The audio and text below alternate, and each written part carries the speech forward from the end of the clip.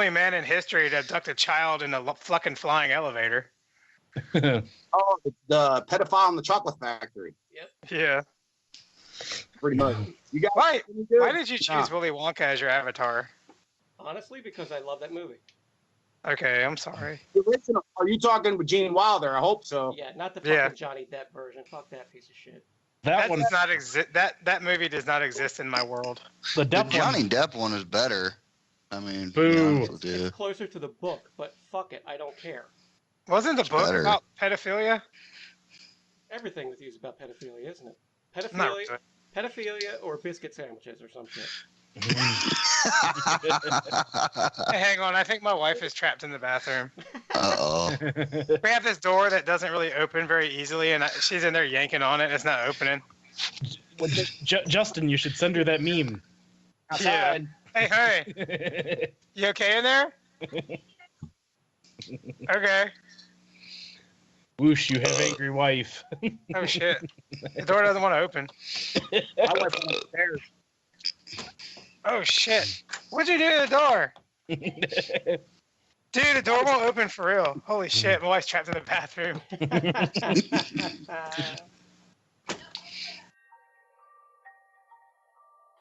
Since the dawn of time, things have happened. People have talked about those things. First with cave paintings, then with language, writing, and art. In our time, we use the internet. From the depths of nerdom come four guys who talk about things too. World-famous internet celebrity Justin L. The destroyer of BotCon, Bedbugs. A man who rejects the concept of catch and release, Justin Catfish. And the customizing powerhouse, Mako Aspire. This is Totally Knocked Off.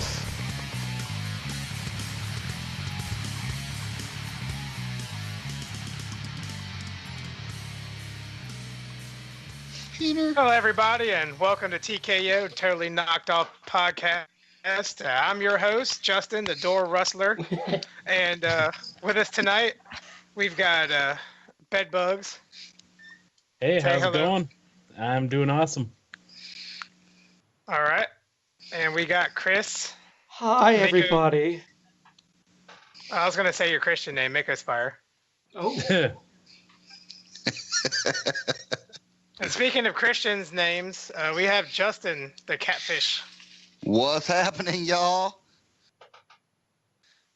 And tonight we have a very special guest, Alpha Matrix, world famous customizer and laptop camera user. What's up, guys? How are you? They're doing good. Yeah. Make sure you leave in the comments whether you're doing good or not. But if you're not, don't bring us down, man. Just keep it inside. Yeah, for real. It's all good. All right, so I guess everybody, what'd you waste your money on this week? Bedbugs. Let's see. I got my iPass ready for TFCon, so I'll be able to blow through all the tolls. Nice. And now I guess we're also doing a small pit stop. I was just informed of a few minutes ago. Top secret. Is it a truck stop bathroom? It is. We're getting hookers. I got 3 of them lined up. 2 for Bugs, 1 for me. Gotta get him caught up. But other than that, I haven't bought any figures at all this week, so. All right, so I guess, Chris, what you get this week, man? Zip, once again. It's starting to fucking wear me down, believe it or not. It's like, it's depressing. It's like I got nothing new to open and look at or wait for by the door like a fucking puppy. You're getting collector blue balls, huh? Yeah. Yeah. Well, that's when you go out and you buy a fucking, you go over to Family Dollar and buy like Return. a Legends Starscream from 5 years ago again. Now, if I could only have just as much, what's the word I'm looking for? Ease of, scaling back on the weed smoking. so I can fucking build my tolerance back up. Dude, I'm telling you, man, just take a fucking month off. Fuck you, a month off. Just put 2 some crack in weeks. there. I mean, you want to quit spending fucking $60 a week on chronic, man? Fucking take a break. Wait, how much a week? I don't know what he spends on a week. I buy it by the ounce. Oh, so what? Like $400 a month? That last it was $250. Oh, that ain't bad. No. That's some East Coast prices, huh? Yeah, we don't have to go over the Rockies. Fuck, must be nice. All right, so JC, what'd you get this week, man? Oh, what did I get? I got Titans Returns Windblade. She's pretty dope. Oh, the new one? Yeah. Nice, man. I gotta Yeah. get that. Way better than the old one. Night and day, really. What does she stand up? Yeah, she stands up 90% fine. of it. 9% better. Fucking her face sculpt doesn't look like shit either. So Nice. that's a plus. I got the Misfire as well from that. I love wave. Misfire. He's cool. He's pink. I like the G1 toy a lot. And I picked up Transformers 5 on digital. I watched it like 3 times. Damn, dude. Did you play with Windblade and Misfire while you did that? Nah, man, I was working actually when I got it, and I watched it at work, and then I watched it when I got home. I fucking watched it again yesterday. My wife just watched it in the bathroom. Did she? That's Yeah. fucked up, man. That was a good Damn. movie. But let's see, what else did I get? I think that's it, man. I got a question. Does anybody know the Takara versions? They're all Target Masters now. Yeah. Are they still Headmasters too, or are they just Target Masters? They're both. Okay. Yeah, both. Double the garbage. It'd be really cool if you could put the Headmaster on the Target Master's neck and just have a big ass head. I'd buy That'd that. be tight. Don't give them any ideas, though. Yeah, fucking bobblehead. Hasbro. You know Hasbro's listening to this. Yeah, I'm sure they are. So, Alpha Matrix, what did you get this week? I got the last member of Transformations. I got, I think it's Overturn, their version of Dead End for Havoc. Nice. That was the last figure I got, and been waiting like forever for it to come out. Jesus Christ. That's the one thing I don't like about the figures, though. They come out whenever they feel like it. It's not when they say, oh, it's supposed to come out this month, and then 2 months later it's still not out, and it's like it's just ridiculous. So that's all I got. Well, I heard that they're doing like new faces for them. It's going to come with Giga Power Swoop. How do you like that combiner so far? I haven't really messed with it. They're still in the boxes. I took them out just to make sure that they were all in one piece, because there's no sense of combining it, taking out and messing with it when they're not all here. You know, you don't have all of them yet? No, Overturn should be here in a few days. Oh, okay. I thought you meant you got it already. Oh, my bad. The notification I got a notification like yesterday that it was in stock, and I ordered it this morning. I should have it. So I paid for it already, so it'll be here in a couple days. Nice. They're not bad. I mean, they're not bad looking figures. Problem is, a lot of people have been complaining about getting the sleeves off the boxes. They can't get the figure out of the boxes because they're the sleeves on them are so damn tight. Because people are fucking stupid. The Generation Toy, the clear one, was like that too. But man, you just gotta hold it on the sides and use your thumbs to push, man. It's fucking easy. But here's a good segue. The man who knows about getting something loose could take a credit card and put it in there and just push is Justin L. Yeah. And what did you get this week, sir? Well, next week I'm getting a new door. And, if I don't, maybe a new wife. Actually last week on Friday I found the Titan Returns, Voyager, Blitzwing, and Octone, they call him now. Stupid. I think that's his name in Spanish. I'm not sure. Yeah. Octonio. They should have just called Blitzwing Cock- Blitzkrieg at Yeah. the same time. Just mess it all up. But anyways, they're great. Their stickers are stupid. They need to Yeah. go back to Tampa Graphs. But they are good figures. And they stand and pose and all that good $25 shit. Yep. Nice. And I do like them. I like Octane or Octone or Akchung, whatever his name is. I like him better than the Octone. Blitzwing. Yeah. I don't care what they call them. Like if you pick them up from a store and they got a funky ass name, I call them by what I remember them as. That what it is. Mr. Trainee Head. Mm. Besides that, what else did I get? An ulcer, and that's it. Nice. Yeah. Ouch. And I'm gonna get a new door. Attaboy. So I guess I should put the notes back up. Okay, Very good. speaking of doors that aren't opening, Hascon is in the discussion tonight. And they showed off the new Deluxe the new Deluxe Dinobots. And they combine because that's a thing. Mhm. And you know what? I think that for what's hopefully going to be $15 deluxes, they look all right. Yeah, they look good. Well, they're all deluxes except for Grimlock. Yeah, he's probably a legend size, right? No, he's Voyager. He's Oh, like, don't forget Slash is a Legends class. Yeah. yeah, but Slash isn't a Dinobot anymore, so Yes, she is. yeah. Oh, it's a turned- she? Yes, oh, I it's think she. Oh, fucking Hasbro and your goddamn. Stop. You love it. No. Hasbro, fucking wake up call. Jesus Christ. I mean, So look, does she? Since she's a legend, does you just like fold her in half and put her on the front of the combiner like a pair of tits? exactly. That's Yeah. what it's for. I don't think it's made to combine like the other legends with the other combiners. I think it's just something they threw out there to have to go with the Dinobots, kind of like how the people all bought the Fans Project Fembot thing. Yeah, I'm not seeing it on here anywhere. It's in the pictures. No, I'm not seeing it on the fucking combiner. Yeah, because the combined pictures are right there. It's a Maybe butt plug. Unless it's the head. It could be the head. The Maybe ugly she's at ass home in the head. kitchen. Ooh.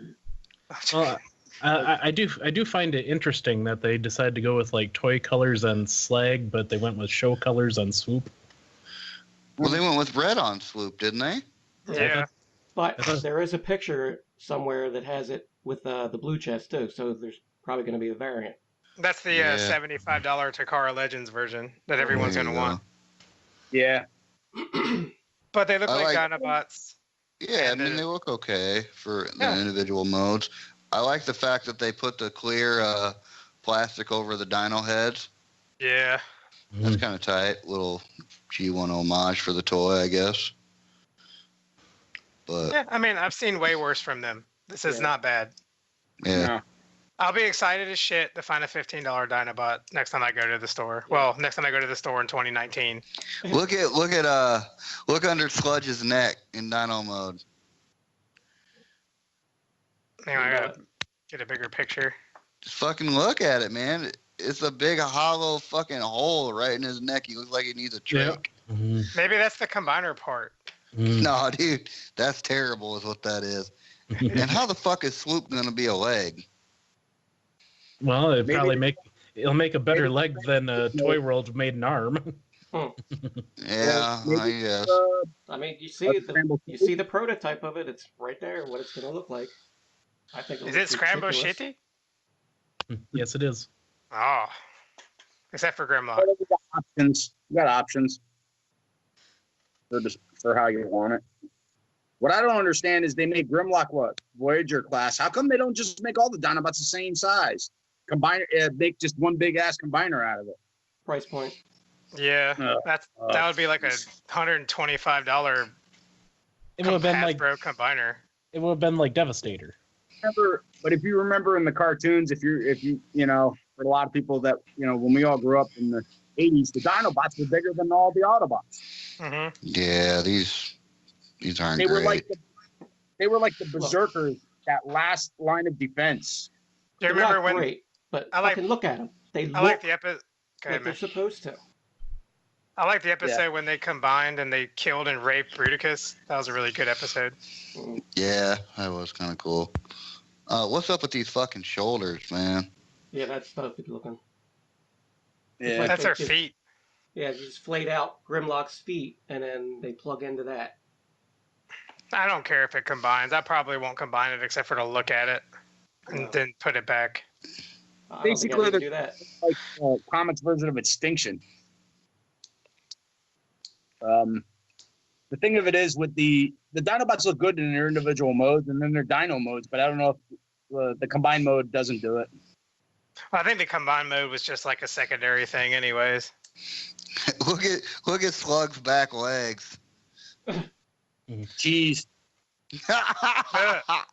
He's pooping his legs out. Dude, it looks like fucking little tiny baby legs and shit. Yeah. Well, terrible. that's how they were, man. That was a really hard era for dinosaurs. I guess. I'm definitely not buying this shit. Triple back. I might actually buy it. Maybe he only has one leg in the back. I don't see the other leg. Do you see it? If you guys scroll all the way down to the end, I got a picture of the Dinobots on like the glass shelf inside the display. So they look a lot better than those production pictures do. I do like the clear parts. It's weird. The clear parts okay. give homage to the old school. Yeah. Mm-hmm. So what are they gonna do with? Do you think they're gonna like make like a G1 variant, like a toy variant, and a cartoon and more of the cartoon homage? I think Just on swoop. I think Takara might do that. Takara might change the colors. Yeah. Oh, great. A little bit of a paint job, and they hike up the price. Okay, I'm calling it now. Takara, it's a Unite Warriors, like fucking multi-pack, Oh, for sure. like Leo Kaiser, and it's gonna be like $180 $225. No, $225. I'm saying it now. Damn. Calling it now.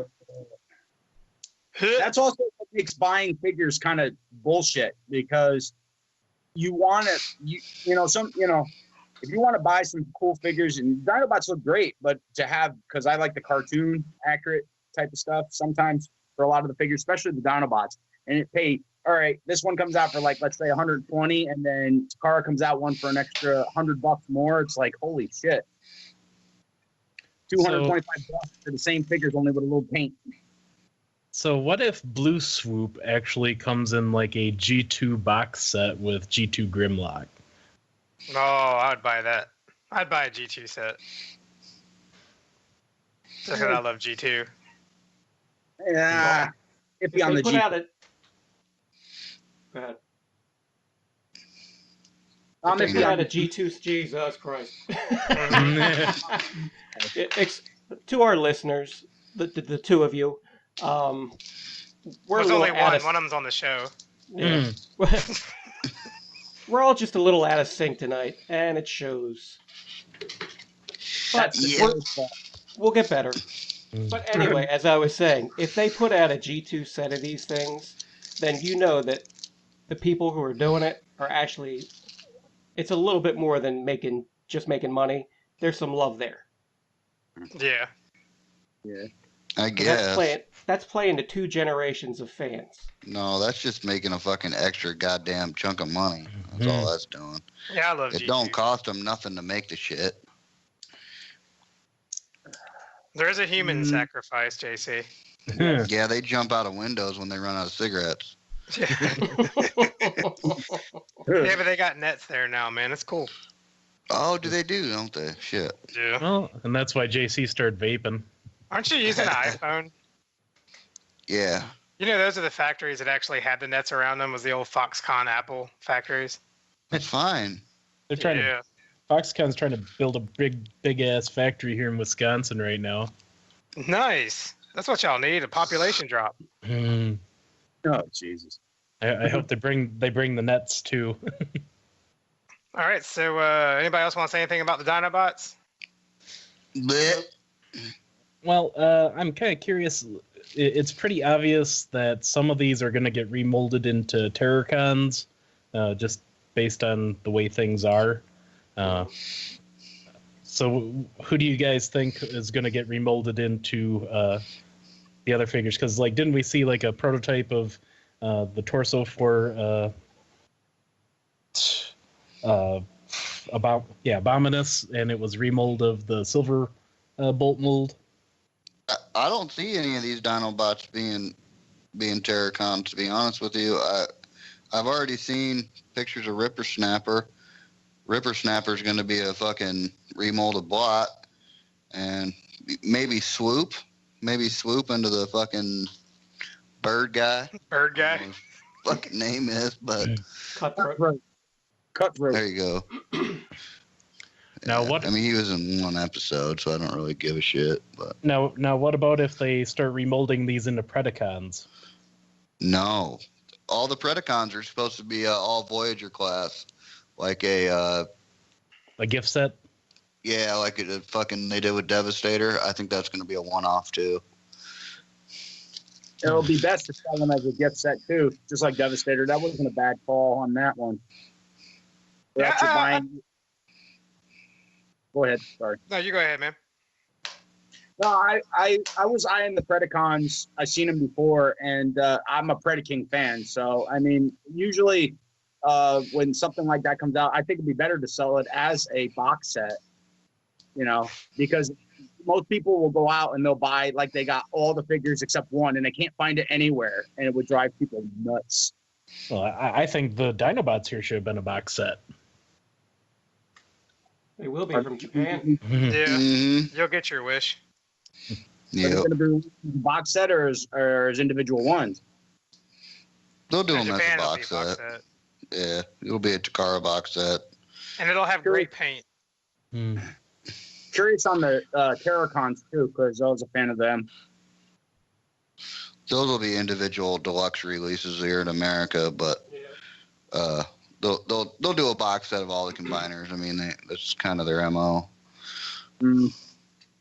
Problem of it is, I'm a scale nut with combiners. Most of even if you watch the cartoons from back in the day, these freaking bots that are all about the same size, and they mass shift into these giant behemoths, and they're like the size of a skyscraper that have the feet the size of a bus.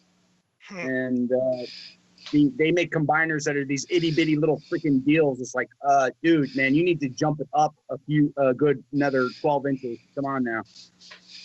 Yeah, but then that fucks up the scale of the individual bots. So I mean, it's a give or take.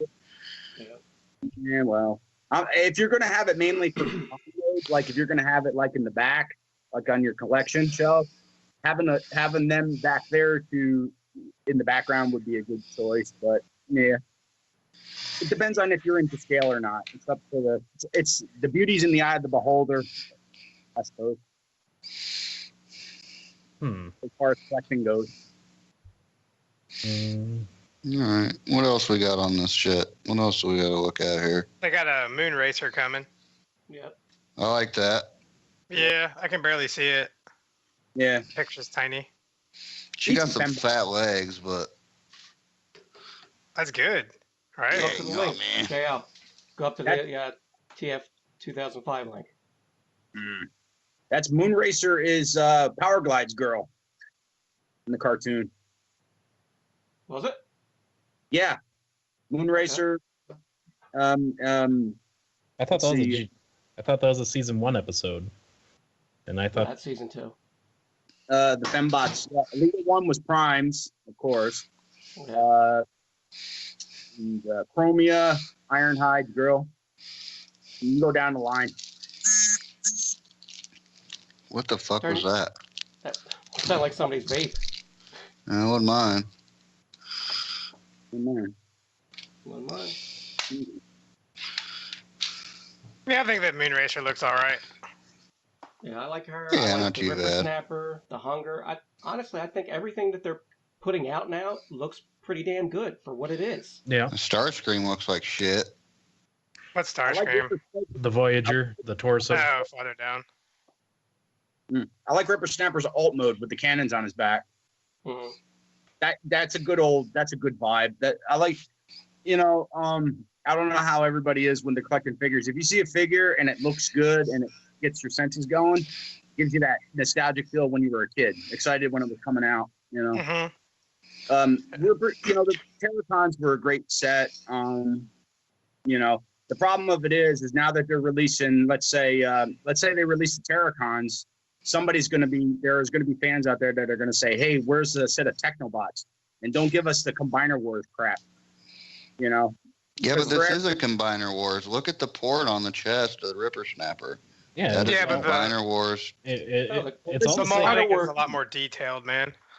Is this a new Combiner War connection port wasn't a problem. It was just the Hasbro wiggle. But it was also that they look kind of bad too, except for Superion, who I think Hunger is a remold of that. What's his face? Silverbolt? Yeah, yeah, sure he is. Without question, he's just turned backwards. This is a new line, the Power of the Primes, right? Yeah, but it's a continuation of Combiner Wars and Titan's Return. Well, who knows? I didn't get in on Computron because if I'm going to get one, I'm going to go with the car version. If anything, the one that was retail, I don't care for at all. No, neither did I. I don't know. There was such a divergence between the two sets. I mean, they were completely different molds, or not mold, but completely different decos. Especially Nose Cone. Yeah. Nose Cone was the nicest looking figure out of the bunch, and some remolding. He's made out of a Rook mold, so retooling. So. Yeah, there's a really good Computron out there you can get for about the same price now. It's called Quantron. It's way better. But it's so fucking small, man. Yeah. So is the Combiner Wars one. So what the fuck? They're the same size. Yeah. They're the exact same scale. I don't want that one either. Oh, well, which one do you want? I want a fucking prop. I don't like Warbitron's version. I want a proper Technobots MP scale that looks like the fucking tomb. You're gonna be waiting a while, I guarantee you. I know. Fuck it. I didn't say I was gonna get it. I said what I wanted. I said, fuck it. I'll just build my own. Screw it. There you go. And I did. Me too. All right. What do we got next? Optimus Primal. Yeah. Optimus Primal. The Primal's kind of cool, man. To be honest with you. It's got some cool gimmicks. Optimus Prime meets King Kong. Yeah. I mean, I guess the little the little Primal body transforms into the fucking skateboard for Optimal Optimus. So that's tight. My favorite one from the series was Dinobot, of any of them. From the original Beast Wars, Dinobot, hands down. I can't wait for that MP to come out, man. Dinobot? Me neither. Yeah. They're making third. My bad. They're making an official Dinobot. Wow. Oh yeah, dude. It was announced a while ago. Well, it was what do you call it? I don't follow like I used to. I'm so busy. I got no time half the time anymore. But I've heard about it in the wind. Well, wasn't sure. Yeah, no, man. It was shown a while back before Cheetah War came out, I think. Yeah. Yeah. We haven't seen anything on it lately. I'm hoping we'll have it January-ish. I'm hoping we have it right now. If it came up tomorrow, I'd order that bitch right away. Oh, yeah. I'd be like drooling over the screen. Dinobot was good. Out of all the figures, out of all the characters in the show, he was like when he died when they killed him off. I was like I wanted to take the TP and throw it through the window, because he was like everything a warrior should be, could be, and would be, and he took on the whole Predacon army by himself, and none of the other Maximals could even hold a candle to that shit. Yeah, he was badass, dude. Oh hell yeah! Does he ever show up in any of the new comics? I don't think I've ever seen him. Because they have a lot of homages and a lot of the old characters pop in every now and then. But I don't think I've ever seen them reference him in IDW. Yeah, I haven't seen him in IDW as of yet. they could be saving him. Because they've had Rap Trap. I think they've had Depth Charge on there before. Had a few other guys on there. Rat Trap was cool. Yeah.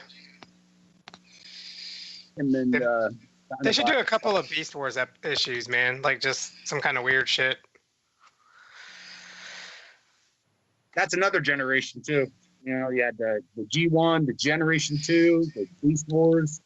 I'm real lucky, man. I was born in '82. I made it through all three showings. Beast Wars was the last cartoon I ever watched. Like, that was awesome. I never watched Beast Machines until I was older. Like, until like a few years ago, I finally watched it. I didn't miss much, though. Junk Machines? Screw that. I like the original Beast Wars. Once they started into the Transmetal stuff, I kind of lost touch with it because basically they were going back to the G1, and I kind of liked them in that element that they were in already. And they were going back. They're trying to go back. And I was like, stop evolving and stay animals and leave it at that. Truck, not monkey. So we're totally out of this conversation. Yeah, so who likes that Starscream? I don't think it's that bad. I don't think so either. Not too bad. I don't think I need it. No, I don't. I definitely don't need it. No. But if they make a Skywarp of it, I will have it. Nice. I like the plan mode. I like the alt mode. I like his Popeye arms. That bitch needs a can of spinach. Anchors on. Yeah, dude, that's an idea. You can customize that. Make Popeye Starscream. Well, blow me down. Just blow me. Meh. I'm not gonna buy it until I see more Seekers come out, because I don't want to start replacing my Deluxes. But like, I don't think this is any better than that weird ass leader one they made all of the Seekers of. It's the right size though. I've heard that before. He's got a point. I mean, I've been waiting for some Voyager scaled Seekers, but I don't think this is going to be it. I think this is Voyager scaled though, isn't it? It is, but I just don't think it's right. I think it looks cheap. It looks like a fucking cheap knockoff. It looks like they're kind of going for the comic look, but I hope that they don't move the comic to look like this. Like I can see it, like the angles on them. It's kind of like it, but the proportions are off, like way off. You've got some ridiculously big feet, though. You know, the arms. Yeah. Do you think they could make cone heads out of these? No, I hope not. I actually hope that they just do a couple of these and they move on. Yeah, me too. And for a penny and for a pound, they're gonna make them all. Yeah. Anybody else got anything to say about this Starscream? Nope. Nah. Good. All right. Well, next is that's the leader class hot rod, and they finally showed. Well, I guess they might have showed it before, but we got some good pictures of the inside deluxe figure that's going to be in there, and he actually looks pretty good. It looks like a little masterpiece Rodimus. Yeah, not bad. I think he looks really good. He might look better than the masterpiece Rodimus. Is this the? I'm not sure because I was watching on Cybertron.com. I saw that they had figures. They had this Rodimus there, and then they had an Optimus that had that the trailer became the body of Optimus, but the truck itself was Orion Pax. Yeah. Yep, we're getting there. That's same concept. Is this the same one? I can't remember if this is the same Rodimus that I saw or not. It should be. Yeah. Yeah, it's the same concept with all three of their leader classes that they're doing. Rodimus Prime, Optimus Prime, and Optimus Primal. They're all going to have that core character, and they're going to combine into like a bigger character. So, but this is definitely Rodimus Prime instead of Hot Rod. Look at the face. Yeah, it is. Yeah, it looks good. It does look good. Have you seen the back of it though? I mean, the back of it looks fucking like shit. You don't display your toys from the back. I don't fucking care if it can't stand up because it has a giant backpack on it. But it ain't no good. All of the photos of these have shown them standing. Yeah, but I've seen pictures of it with it. Fucking remember the reveal pictures that were leaked? I don't think that many people are gonna I don't see myself taking this hot rod and leaving him in that weird like trailer combined mode. I think I'm Yeah. gonna have it as Rodimus with his big ass trailer. That's kind of cool. Yeah, that alt mode is like, that's great. I mean, that's a leader class figure, dude. We have seen some real crap come out of there sometimes, but that's a fun ass toy. If I was a kid, I would kill another kid for this toy. Yeah, I honestly think they're fucking setting the bar high again. Mm-hmm. I think because they're starting to. I think they're, in a way, I think they're looking at it from a point of view like we're starting to lose people in a way, like the ones who collected them years ago, because that's part of the fan base, not just the new people, but us guys, us adult collectors. Do you think that we're more than 50% of the population? Maybe. I don't know. No. This figure here, Rodimus is good. This is definitely a step up compared to some of the other shit that they've made. The alt mode looks good, and the robot mode from the pictures look good. You know, because usually one suffers to have the other. Like Sax I think the really large mode is the one that suffers, though. It's not bad, but the alt mode and the Rodimus, the deluxe figure, they're great. That hot rod looks great. Yep. I'll agree. And his guns don't have seats on them. Thank gosh. You're in the hot seat now. I hate that. All my figures have seats on their guns. That makes no sense. Yeah, that's dumb. At least they started giving us weapons that don't have seats on it. Like Octane has a gun with no seat, and Blitzwing has a sword, but the other two guns have freaking seats on them. Yeah, they gotta have something for that headmaster. I mean, who knows? Kids might love it. They might be selling the hell out of the things. Lord knows I can't find anything at my store. I've seen kids playing with them, every once in a while. I haven't picked up a figure from a actual store, in like a forever long, because I still got freaking gift cards for Toys R Us and a lot of the other toy stores that I shop at, and I haven't been in there yet. I'm still sitting there collecting dust. I'll take care of them for you. Yeah, I bet there's nothing to find there. But seeing these new figures come out, they give you like a chill up your back. Some of them, that nostalgic feel when you were a kid, waiting for that next figure to be released. Some of them, are really appealing and makes you want to actually go out and buy something, because a lot of figures were disappointing. I'd rather just wait and watch for that figure to jump out. And there's a few in the pictures that I'm looking at that I'm interested in. I mean, and they're giving us characters like Dreadwing and Darkwind, or whatever the fuck their name is. Yeah, with them big ass combiner ports in the front. Those look fucking great. Yeah. They're pretty good. I ain't buying none of this shit. You're a liar. No. I'm gonna buy that beachcomber. That's all I'm gonna get. Fucking beachcomber's the best. He's cool. He's a cool looking little bot. Yep. That Jazz looks like shit, though. Yeah, oh my it does. God. Yeah. You know what? It looks like shit, and it's still the best one since that Classics Jazz. True. It's not better than that Classics one, though. No, it's not, but it's the best. No. Yeah, that was like 100 years ago. No, it was like 7 years ago. That thing is so old, it's almost G2. It is so old that used to be the comparison figure that they used on Sirtoys. Yeah, man. No. They got that Warpath money now. Yeah. Dude, no, I'm not kidding. It was. They put Warpath in probably about a year ago. I'm trying to figure out how to segue the next little guy. Is that Skullgrin? I forget his name. Yes. Okay, cool. I remembered it. All right, I didn't lose no nerd points. I'm still totally not sexable. I love this. I wish it was bigger. I wish it wasn't just this. But a little shelf of these guys would be cool. Yep, I'm there with you. Yeah, like I'm gonna line them up in front of the TV because it's not even fucking big enough to block the picture. I'll stick them in front of the TV. Yeah, just give me all the pretenders in this little set, and I'm good. And if something happens, you can sneak one into the airport in your ass. Jesus Christ!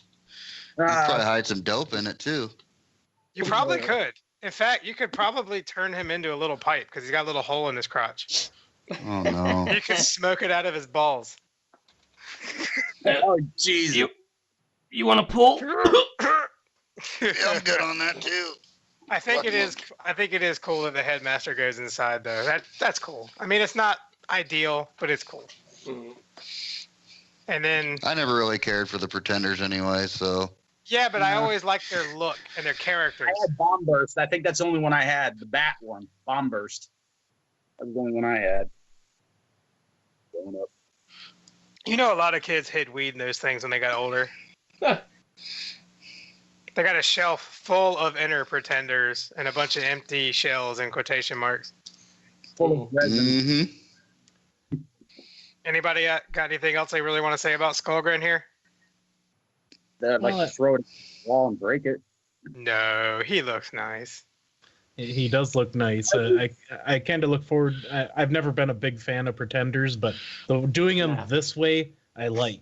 You can buy them for $5. Well, they're small and they're human size, which makes sense. And it'd be really neat if either Hasbro or somebody else did a Dino King out of the size. Ooh. That'd be tight. It'd be about 3 inches tall, but that'd be cool. Be a $400 Takara Unite Warrior set. Are we officially going to call this guy small? Yeah, he's small. So small. So, up next, we got two of my favorite characters, Dreadwind and Darkwing. And they are Combiner Wars Jet repaints. But it looks good. And I think they combine, don't they? I think that's Jazz's head. I think that's Wheeljack's head on Dreadwind. They do combine. So the jet mode's actually combined. So yeah, that was cool. The old toy. It is cool they worked that out, because if they had left that out, that'd be a huge oversight. It's too bad they're not Power Masters like the show, I guess. But the homage is there. They look like them. This is the only version of them we've gotten in like 20 years. Yeah. Except for that really stupid giant Darkwing they made a long time ago. I mean, I know the characters a little bit, but I'm not sure which end goes into which. So whose head goes up the other's ass? I think the white one's in front and the darker one's in the back. Damn right. Gosh. Rosa Parks. Oh my god, dude. Come on, man. We almost made it 2 episodes without you saying anything that would get us There flagged goes if we our were on fucking video. last listener. Yeah, no shit. Jesus Christ, I'm gonna get a phone call. You could have at least made it sexual. Censor. Yeah, you should probably just cut that out, Chris. Oh, come on. It's a joke. I know. Everybody knows I don't fucking mean it. Or at least I hope they fucking smart enough to know. Away from the I microphone expect saying, our I other meant listener. absolutely every word. I expect our other listener to understand that all the shit that I say on this fucking show is just for effect. Well, the effect is they're going to fight you at TFCon. Good. I haven't got your back either, man. I'm just walking away. Go ahead. I don't need anybody to fucking get my back. And then there's this Jazz. And it's Jazz. The car mode looks really cool. He'll probably stay that way forever. They should box him like that, actually. Anybody buying this Jazz? Anybody buying the Darkwing and Dreadwind? Yeah, I'm gonna buy I'm that. gonna buy the fuck out of them. Them I would consider, yeah. Bugs? I'll probably get them. I mean, I like the original aerial bots that they're based on, but I'm kind of curious with them coming out if there's going to be 2 other characters that are meant to go with Starscream as well. Oh, that could be. I don't think Starscream is worthy of having them as his arms or legs. Oh, no. What about if it's Jazz? Jazz has to go in there. Nope. And then he's got what? And then we find out there's a combiner port on Beachcomber. He's got one stumpy leg like a pirate. Arg. I think I see the combiner port on the top of Beachcomber's head. Little slide. Just slide it on in there. It could be. But no, So who's buying this Jazz? Nobody. No. I'm gonna say I'm not, and then I'm gonna buy it when I see it. He looks like all mode. He looks like Crasher from GoBots. Yeah, and that's a repaint that needs to fucking happen. When I first saw that, I thought of that too. Definitely has a Crasher vibe. Well, Robot mode, jazz. They could work it out even with the bot mode too, man. Just change a few things. Yeah, I don't know what Crasher looks like, so I don't know how it would fit in the bot mode. You don't know who Crasher is? I don't watch GoBots. Hmm. You don't know the struggle then. You just don't admit it. Yeah. Hmm. I think I only ever had one GoBot. It was that fucking I think it's Dive was the submarine. Oh yeah, that's a good one. You probably had a knockoff too. Yeah.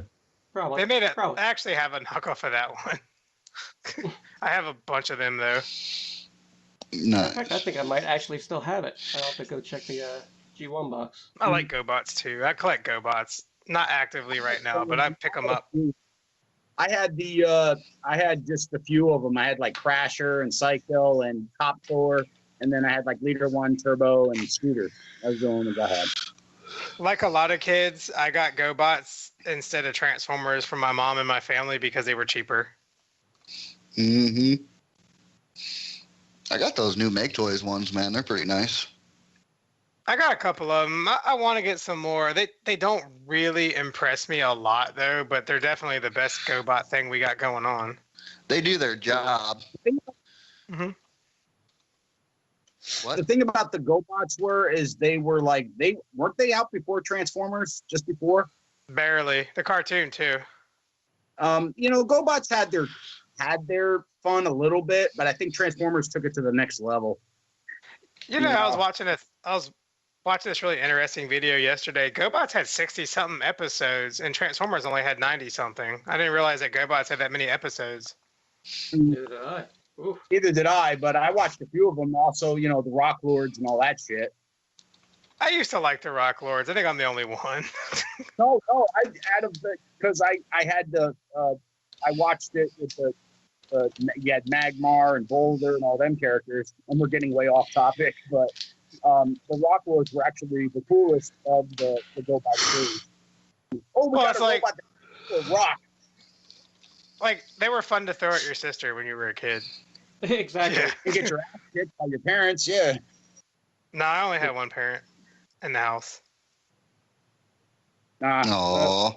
Yeah. My brother and me used to beat the shit out of each other with freaking the old vacuum cleaner aluminum pipes.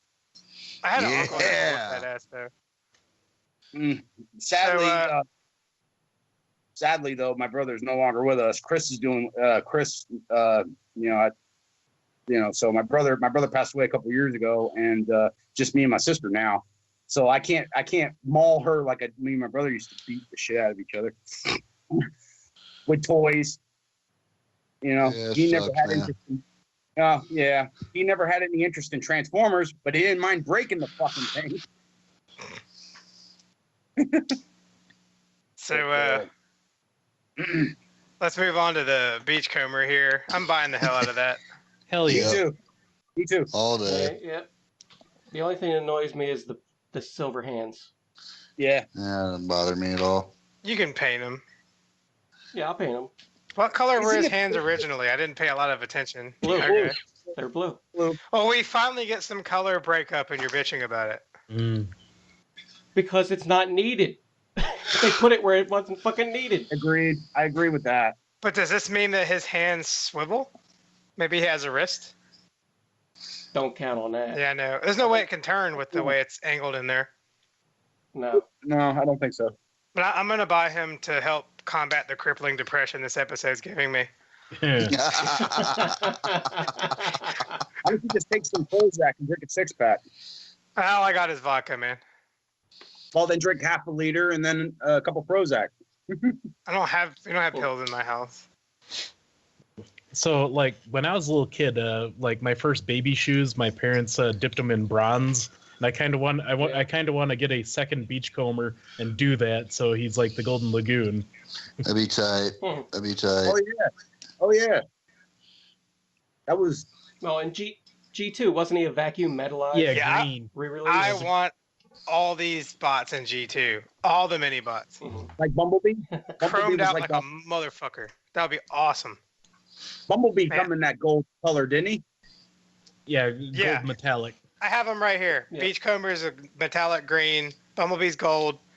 Cliff Jumper is a nice chrome red, and then you got Sea Spray, which is a chrome blue. Man, my painter's getting hard. Thinking about that. Flat nuts. I think you're fucking bipolar, JL. Fucking a minute ago you're talking about the crippling depression. Now you're getting the hard on. Either that or you're some kind of sadist. Which Well, is if I need a safe space, there's the hallway bathroom. Yeah. I dare you to put the doorknob back on. I'd do it. All right. It's like the penis flytrap. Oh man. And speaking of penis, what do y'all think of the Orion Peener that comes with the new Optimus Prime? I think it's kind of cool, and I saw a picture today. This thing is the same exact height as MP10. Actually, yeah, I'm gonna buy it. Now you can go. I would definitely get it. I like. I think I like not so much him being a prime, but I do like the especially the head sculpt on Orion. Yeah, that Orion Pax is money, dude. So yeah, basically $50 for a deluxe Orion packs is what you're getting. No, because the truck and the trailer and that big mode is cool too. It's all right. I mean, them forearms look like shit. And dude, that's a store release like leader class, man. That thing is fucking. I know, but Look at what they're fucking giving us, man. Look, we've been bitching all along that Hasbro is just giving us shit, giving us shit, giving us shit. Now they're finally starting to give us something. Giving us cool shit. And you're still not happy. Long after third party already filled all those fucking gaps. I don't remember my third party Orion Pax that turns into a giant MP1. No, but I got a nice third party Optimus Prime. Which one are you talking about? Sound like I got Orion for my chug shelf. There's a third. You talking about third party one? Yeah. Oh, you're talking about Toy World Orion, not Orion Pax. Right. I have the regular Orion packs released for Orion. That was a good figure. That was a good figure, but this one's ripped right from the cartoon. Yeah, but I don't want to pay $50 for it. No, I like the vibe of it. Even if it's $50, I consider it because I thought Orion Pax was a great character. It really didn't. He was only in War Dawn, but I thought the head sculpt, just like I saw it on that video, and I was like, wow, that's actually an interesting figure. Because I have a bunch of primes. I have a couple primes. I'd have him just for the Orion Pax. I think it's a cool looking mold. I hope they do a Megatron to go with this and leader class size. I'm fine with the Combiner Wars Megatron going with this. Really? Talking about the skinny one? The silver tank. Well, they're all silver tanks. You got the upgrade kits on it? No, I don't. I have the black KO version, of course, with the upgrade kits on it. It looks pretty damn good. I don't think that in black. I don't think he's that tall though, is he? It's a leader tall. class figure. I don't remember him being as tall as MP1. MP10. Oh, no. Oh, he's MP10 height. Yeah. Not MP1. He looks like MP1. Yeah. So he's the same height as MP10, that Megatron is. So they'll look good together for sure. I doubt they would do another Megatron, and they're damn sure not going to give you a gun Megatron. So I want a little Megatronus to cram in there. What? You know? So whatever the hell his old name is. So anybody see any repaint or remold potential in this thing? Just a Magnus or what? Well, probably a Magnus. You think this is built off of that hot rod too?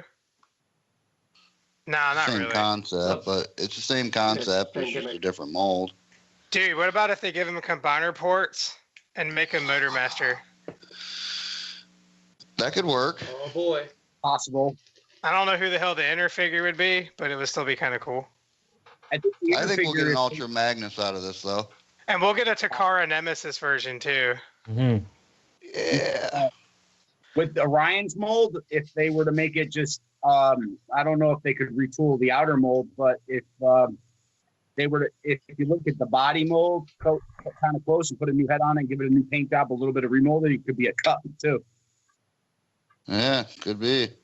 Yeah. It's got that cup silhouette sort of to it, sort of like the chest and the arms and the ab section, the lower parts. You know, it could be a cup, maybe.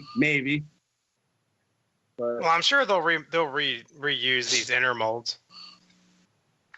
For probably something. some with some retooling. They could actually make him into a fembot.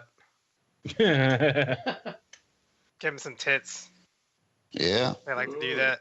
They could, for real. Robo titties. It's a nice humanoid figure.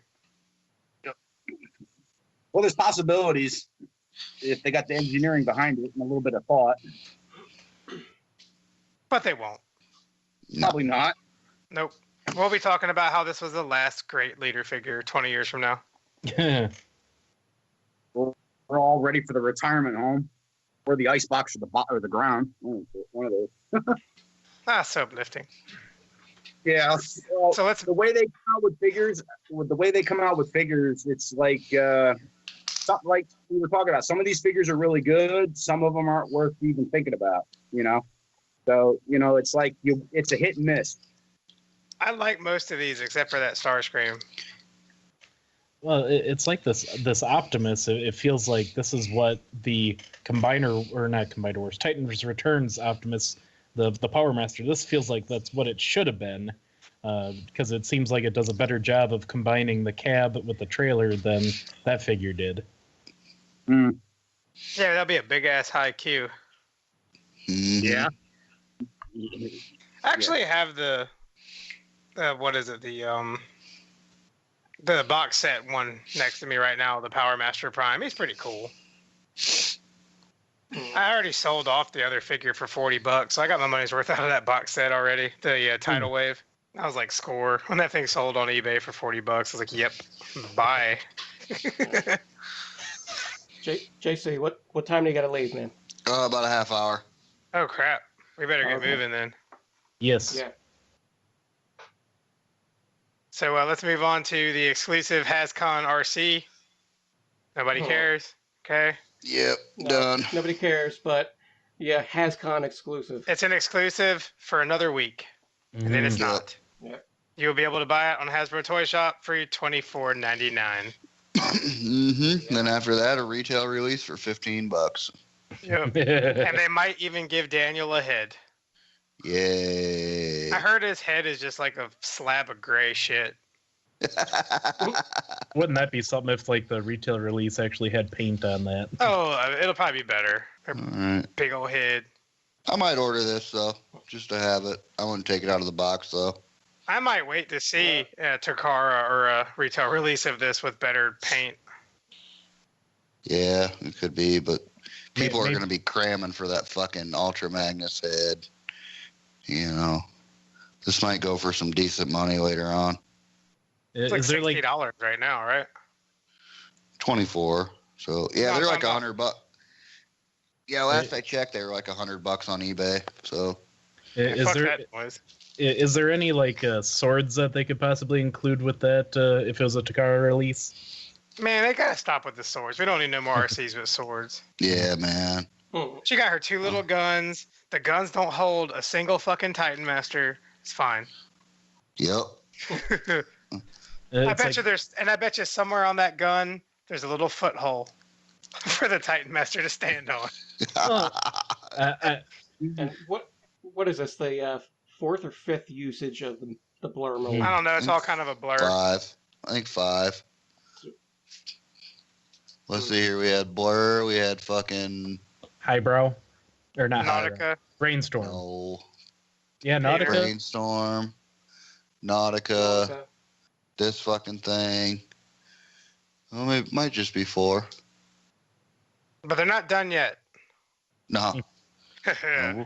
It's a Yeah, good but- mold, though. To be honest with you. But we could still get a Nightbird out of it. Oh, boy. Yay! Now that That they could actually use the Orion Pax thing for. I don't know, man. That Chikara one does okay. Yeah, it's not bad. I got it. Yeah. But it's small. It is small. Speaking but of she small, needs to be small. Oh, come on, man. Anybody else want to say they're gonna buy this? I'll think about it. Nope. No. I'm not. No. So speaking of small, Hot Soldiers Legend Scale Ironhide. I am buying the fuck out of this. Isn't this Looks MechFans good. Toys also? No, they're different. Oh, company. thank God, dude. Really? You sure?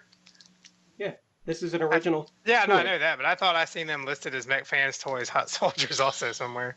It's the same fucking No, company. Well, they're all one giant company, you know, but Yeah. it's all made by Oscar Mayer. Honestly, I don't collect the Legends figures. You know, they're good to look at, but you know, I got enough small shit that disappears. You know, last thing I need is more shit. Mm-hmm. I like the Soundwave, but he's a little bit bigger than all the other ones, and I hope that's not a trend. Like this Ironhide, he looks great, but if he's taller than Megatron, I don't think I can use these anymore. Such heroic nonsense. But he looks great. Yeah, it's such heroic nonsense. Although he is not too tall when he's lying on the ground dead. Yeah. They even gave him that stupid $30 gun that the G1 had. The one that had the little like $1,000 nub attachment piece that nobody has, including myself. Mm. He's got that little thing over his head, little rocket launcher. He looks good. I hope they shrunk him down a little bit. He's a cool looking little figure. And he's like $25, which is pretty cheap nowadays for a Legends figure. For a good Legends figure. And the Soundwave quality is fine. Mm-hmm. You know, I got it in my hand right Oh, now. you do. You know I do, baby. I think he's already out Right. too, isn't he? This Ironhide. I think so. Or he's coming very soon. Well, he's to be cheap out. enough that like if I get him, I don't like him, I can shove him in like a Voyager box and send him to Walmart. There you Trade go. Come on, 20 He doesn't bucks. look bad. Not for me, but he doesn't look bad. I love the Legend stuff too. I mean, I like everything though. Yeah, small. Yeah. I didn't want to get into a Legends collection, but I did. It happens to the best of us, dude. They're fun, man. You throw about 30 of them out on a table. They don't fill the table up. You think about how much 30 of them cost, and you start considering your life choices. Mm-hmm. Yeah, I had to buy two of the Soundwave mold, the Soundwave and the Sound Blaster, Mhm. so that way I could get the Rat Bat. Yeah, I want the Rat Bat too. So I keep the Sound Blaster as the light pole. Oh God. So who else is buying this guy? Probably not. Not me. Oh. Nope. All right, so it's just me and Chris are gonna enjoy this bastard. If Yeah. when I go to the website it doesn't say MechFans Toys. It will. All right, so I guess let's go up next. We got Fans Hobbies trailer for their really awesome G2 Prime, and you can put it on MP10 if you want to for some reason. Nope. I'll tell you what, I'm gonna get that figure. I'm probably gonna pick him up at TFCon. I forget the name of him, but the original colored G2 Prime, and that trailer looks really promising. And I think it opens up and does all the bullshit too. Yeah, I mean it's cool. I don't have that G2 Fans Hobby Optimus, but You should. you know, yeah, I got their monster bots, but I'm good on this. I don't have any of that stuff yet, man. I'm way behind. I don't like G2, so you know. Is that the toy that had the little pump action? No. It had a Uh, pump action. No, it had a pump. It had one of the slam launchers, and it had the disc launcher too. On the G2 trailer, the original one. Oh yeah, when it opened up. Mhm. Tanker, yeah. Yeah, it looks great. It's gonna be great. Like I've seen him before. I just never owned one yet. Yeah, I'm probably gonna eventually buy this, but it will be a while. Because it's not out yet, too. Yeah. Does anybody on here have that They're making it themselves. Anybody here have the Fans Hobby G2 Prime mold? Nope. No. I thought you had it, JC. No, I don't have any of the primes. The gray one. Nope, I don't have any of the primes. I just have their monster bots. They are They're great fucking too. Money. I got to handle the first two, man. I want to get them too. There's just so much crap out right now. Yeah, TFCon's gonna be a bitch for me, dude. I'm gonna be fucking dropping dollars. Are you gonna rent a moving truck? Nope, I got Bugs' car, so I'm gonna fill that motherfucker up. Oh man. Better clean out your trunk. I think I'm gonna bring a little shopping cart. That'll be funny, dude. Nah, I wish I could go to the con, but I can't. I can't. If you start walking now, you can. Nah, that's not the point. If I come back, I wouldn't have a job to come back to. You don't need a job. It's America. Oh, yes, I do, because that pays for my house. Chris and me talked about that before, about my house. Without my job, I have no home. So. Just throw yourself down the stairs at work. Yeah, or have a little incident like I did when I first started there. A cow kicked me in the head. Ouch. Yeah. And it fixed your shows. cross-eye. It's a miracle. I can see straight. Yeah, How pretty much do much. you think they're gonna fucking charge for this trailer? $100.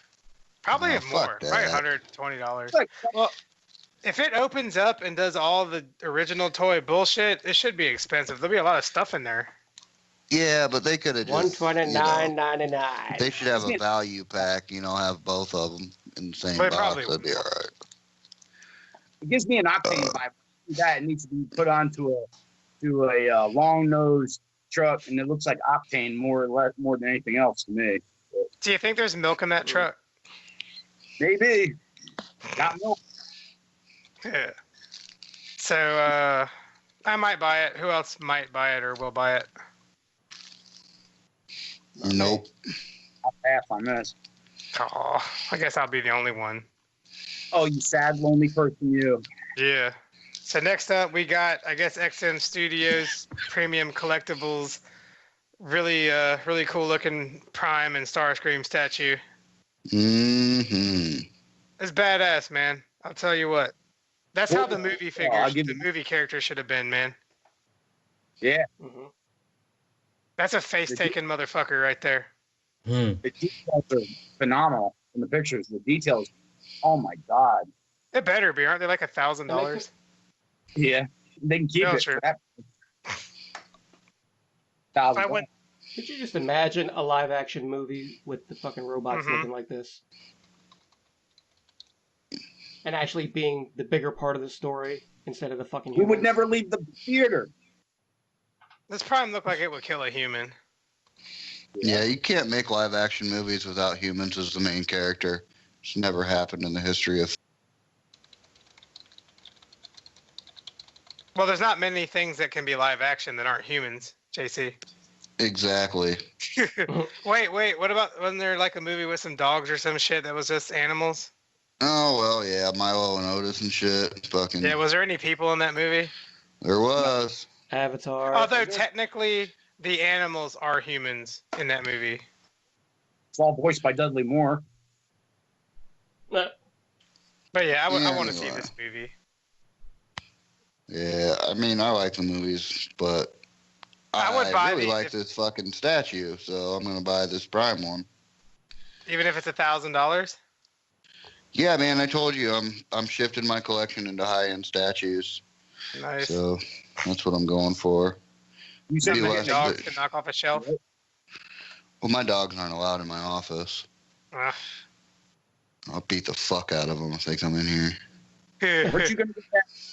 JC, you were gonna get that Unicron statue, right? You better. Man. I'm gonna, if I can't find it at TFCon, I'm gonna order it from China.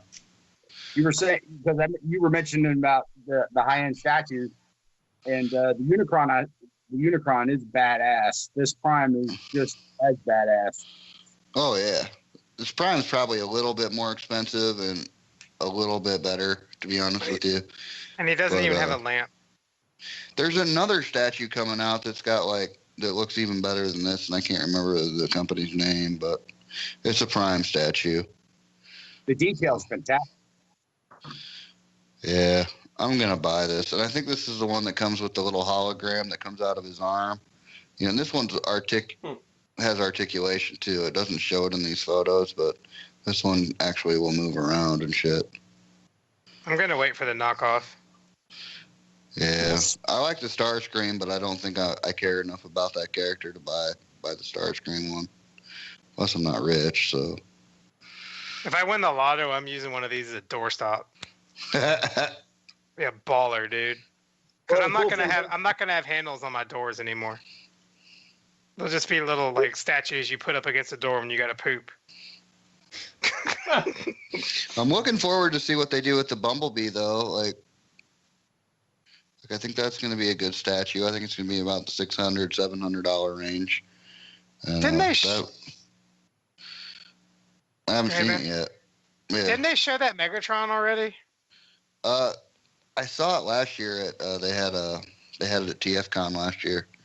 Man, that is it the same company? Possibly. That's Who knows? So many of them are making fucking statues these days. I can't keep them all straight.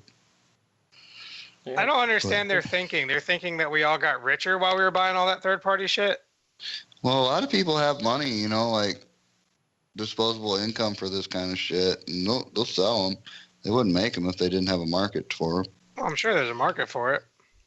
Well, they got Starscream with Megatron in his gun form, which is kind of cool. Oh, yeah. Fucking beautiful. That Starscream with all the panel lining and shit, that thing's gorgeous, man. It is. Does it move at all? Yes. Oh, nice. Yes. It is stunning. I'll give it that. It's like say your prayers, Prime. It's got that look to it. The one where he's got the gun aimed, and it looks good. It does look good. Are they gonna do a GoFundMe?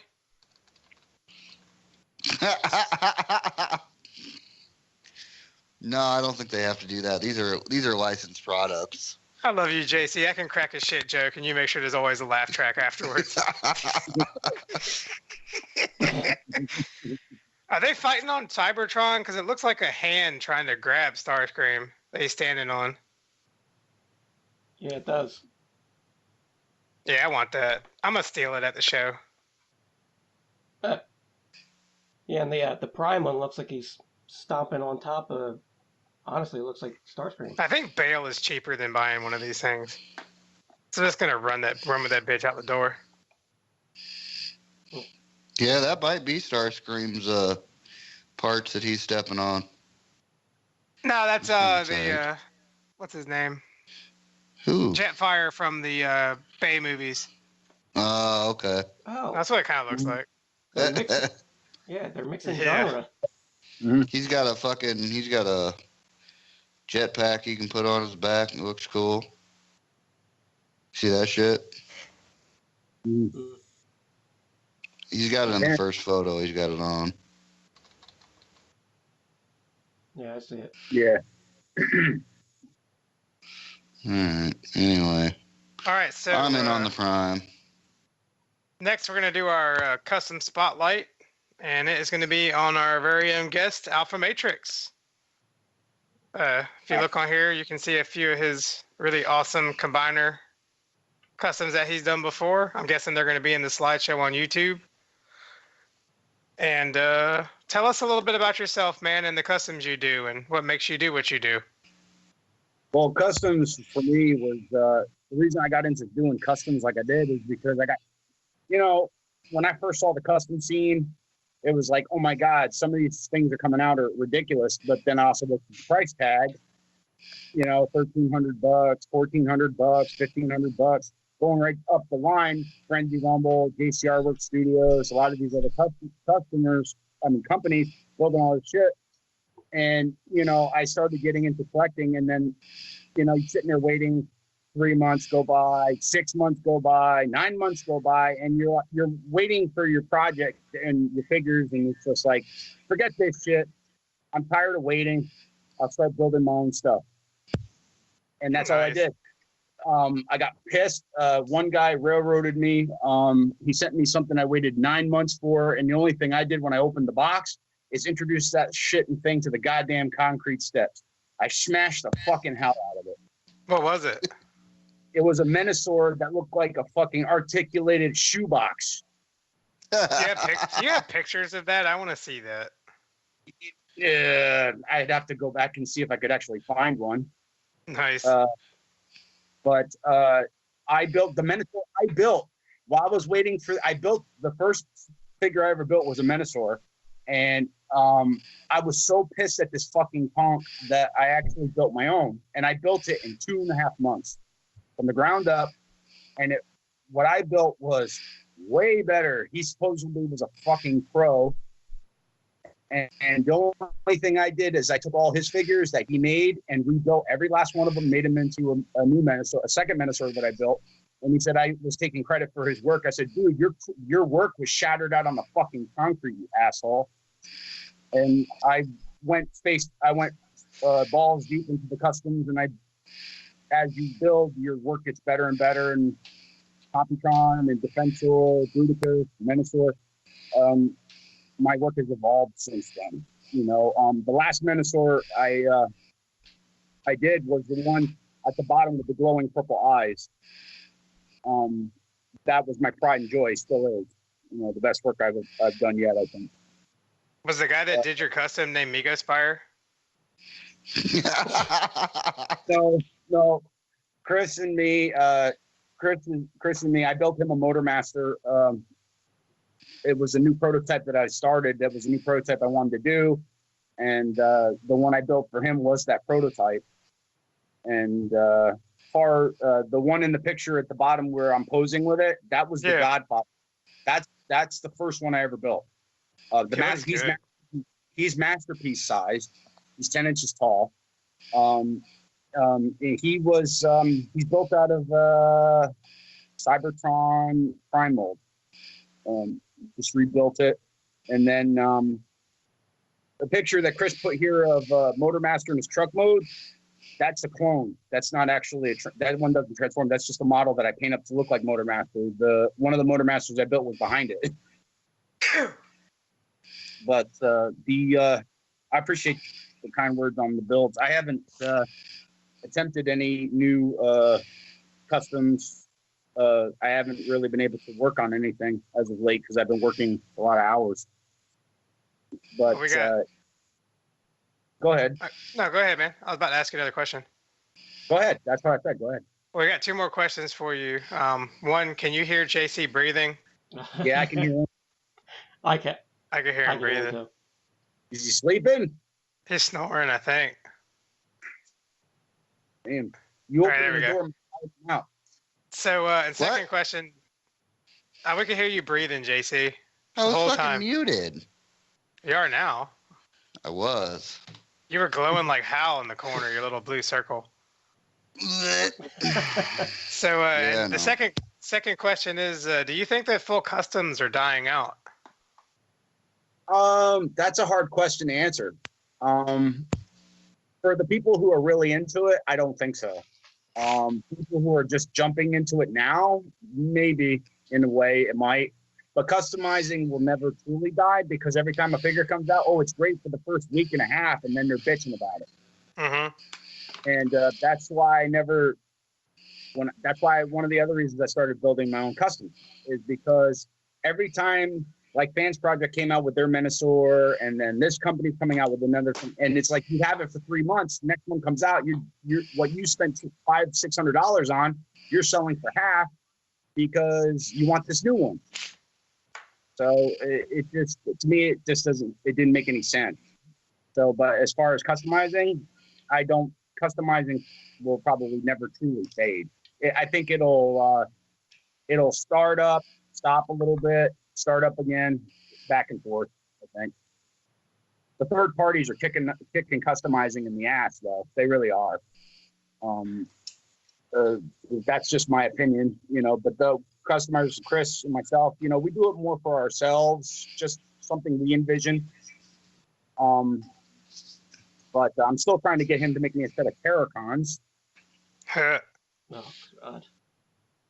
Did I hear a no? It's all right. I'm still trying to go to pay child support. I just said, oh God. Actually, out of the pictures here, these are all older customs that I did. One of the ones that I'm very proud of that I still have on my shelf. I don't have Defensor anymore, but all of them, I'm proud of my Computron probably the most. I like that Computron too, man. That thing is. You should send that picture to a third party. Tell them to make that damn thing. Mm-hmm.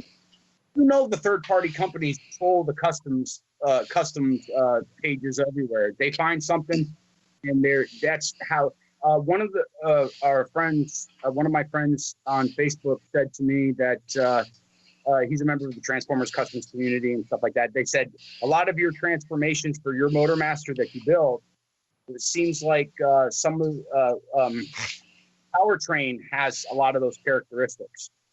Some of them, not all of it, of course. Mine's a little more simplistic as far as transformation goes, but they bite off everybody's stuff.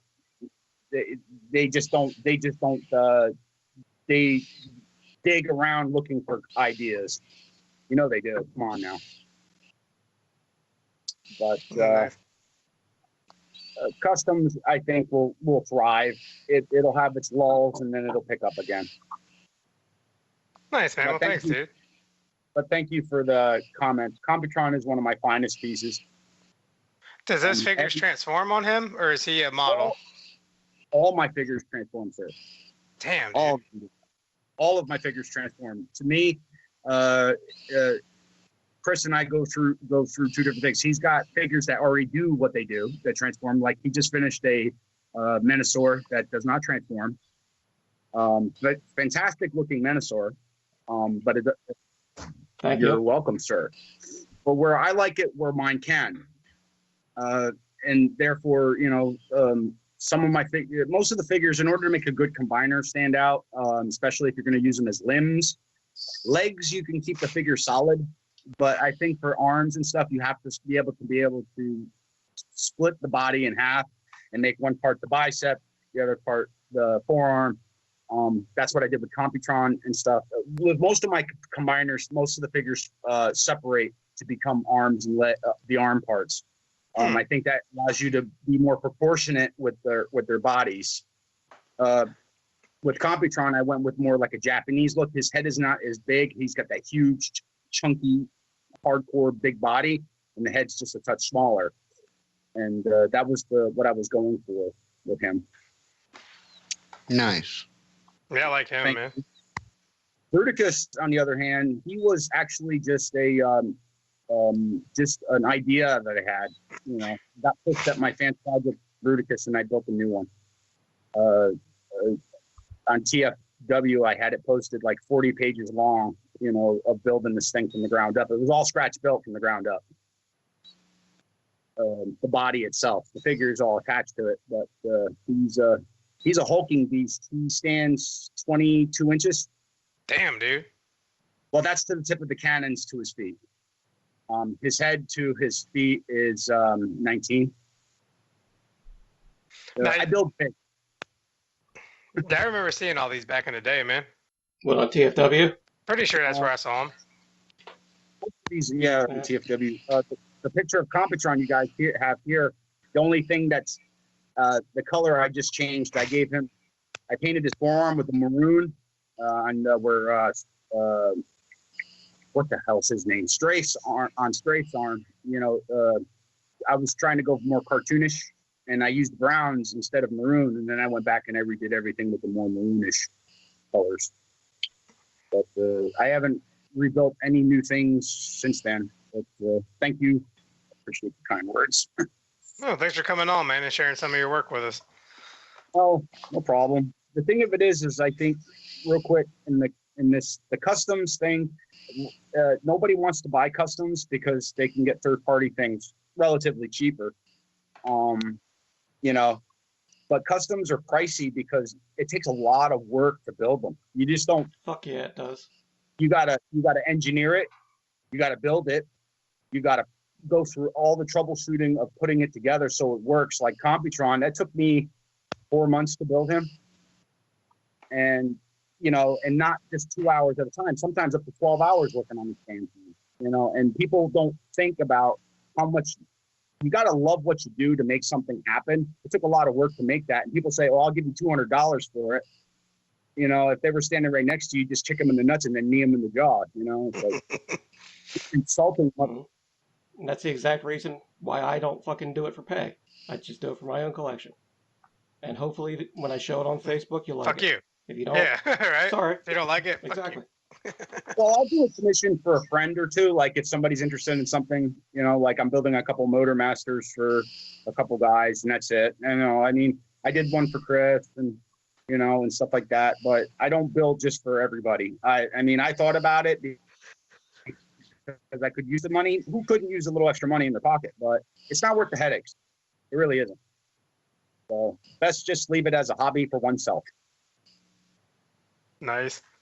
And I guess so. That's moving on again. Speaking of not doing a lot of work for money, we have Mech Fans Toys knockoff of Iron Factory Shadow Tengu, the Legend Scale 6-shot. Hey, before you We must say that we are And in before you they- guys KO do corner. that, I They got deserve a to thumbs burn in up. hell forever. Huh? Oh, JC, Yeah, I leave know, this, man. Where Duty are you fucking going? calls. I'm gonna go to work for a while. Well, why don't you just we can have another guest on then? Yeah, if you want. I mean, call somebody up. No, I mean, have you put whoever you're with on?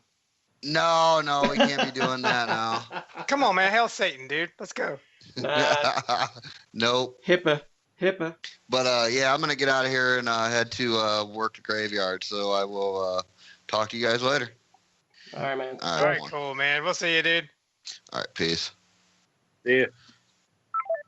All right. Now let's talk about that faggot. Yeah, we didn't need him anyways. Dead weight, motherfucker. Breathing there, all heavy. Freaking backstabbing motherfuckers. Yeah, dude. Oh man. No, I wish he didn't have to go, man, because I really would like No, to of have him course. near the end. Yeah.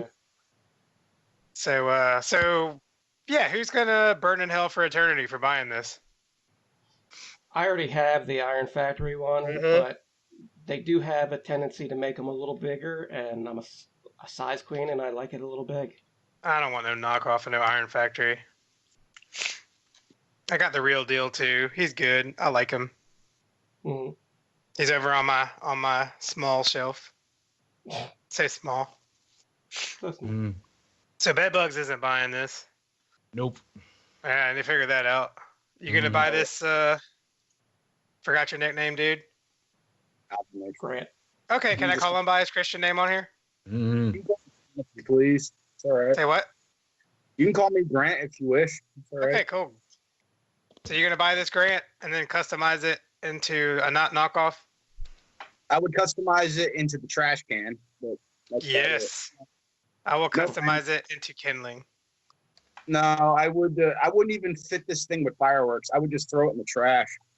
And especially 6-shot. If you're gonna have I don't really collect the legends, but if you're gonna have a 6-shot, it ain't gonna. No way. And especially a KO version of that. I like the original one. He was very impressive for his size. Mm-hmm. That's the thing. I don't collect legends, but it's each their own. It's a cool looking little figure as far as because I've seen the real deal one, and it's nice, but it's not something that I'm really into. And Chris already has a couple pre-ordered. No, I don't actually. Oh, not yet. Not yet, but I will. Actually, I don't pre-order shit anymore. Yeah, you don't have to pre-order it when you can buy it at the pharmacy next month.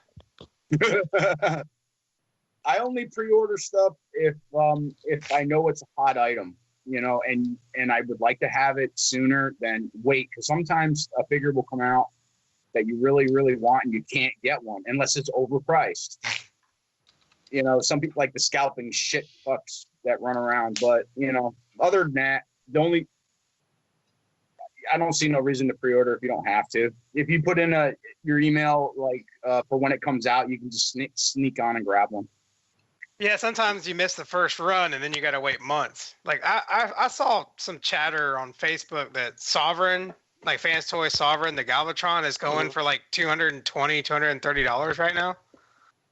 I found that hard to believe, man. I didn't realize there was a shortage of that figure. Apparently there is that and Tesla. Well, a reissue comes out if they reissue Tesla? it.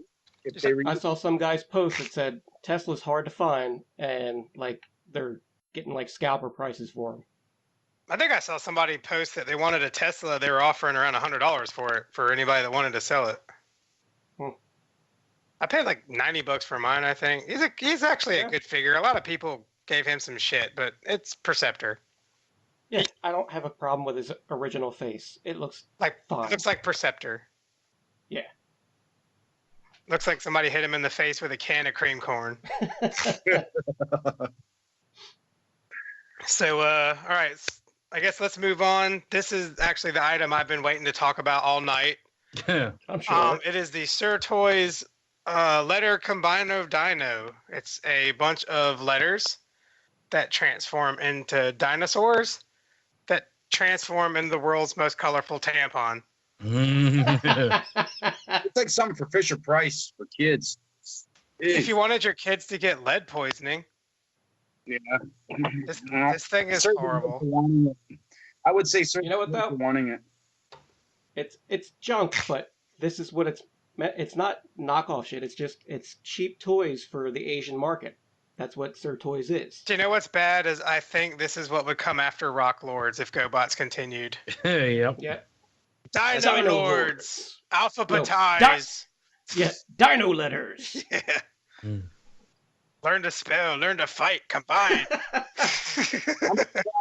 The third parties they made the third parties made it like the GoBots. I'm surprised they didn't do any Rock Lords.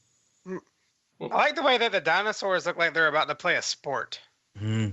They all got little uniforms on with stripes. Yeah, especially the T-Rex. He looks like he's fucking going to play basketball. He does, man. He looks like he actually might win, too.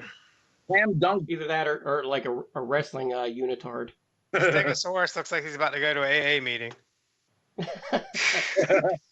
Oh, you guys. Why am I a leg? Oh. Yeah. And it's next to the only thing on Sirtoys you should buy, the Deluxe Warpath. He's got to dust that. No, he doesn't. Dusty on top. It's still the nicest thing on the shelf. Warpath. Yeah, it is, but dust it. They compare everything to Warpath.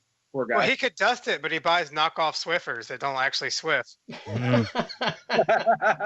He buys Swafers. It's like a metal brush. Swipers. Swafers.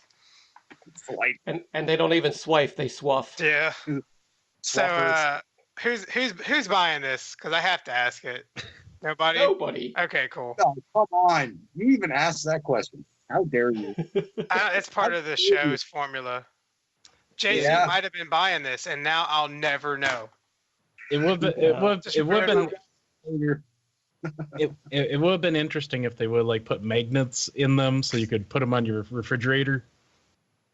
It would have been interesting if they put SARS in one of them.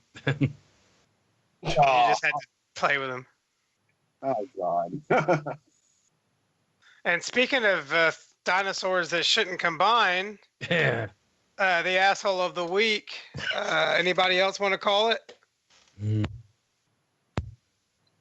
All right, I guess I'll do it. The Hasbro Dinobot Combiner.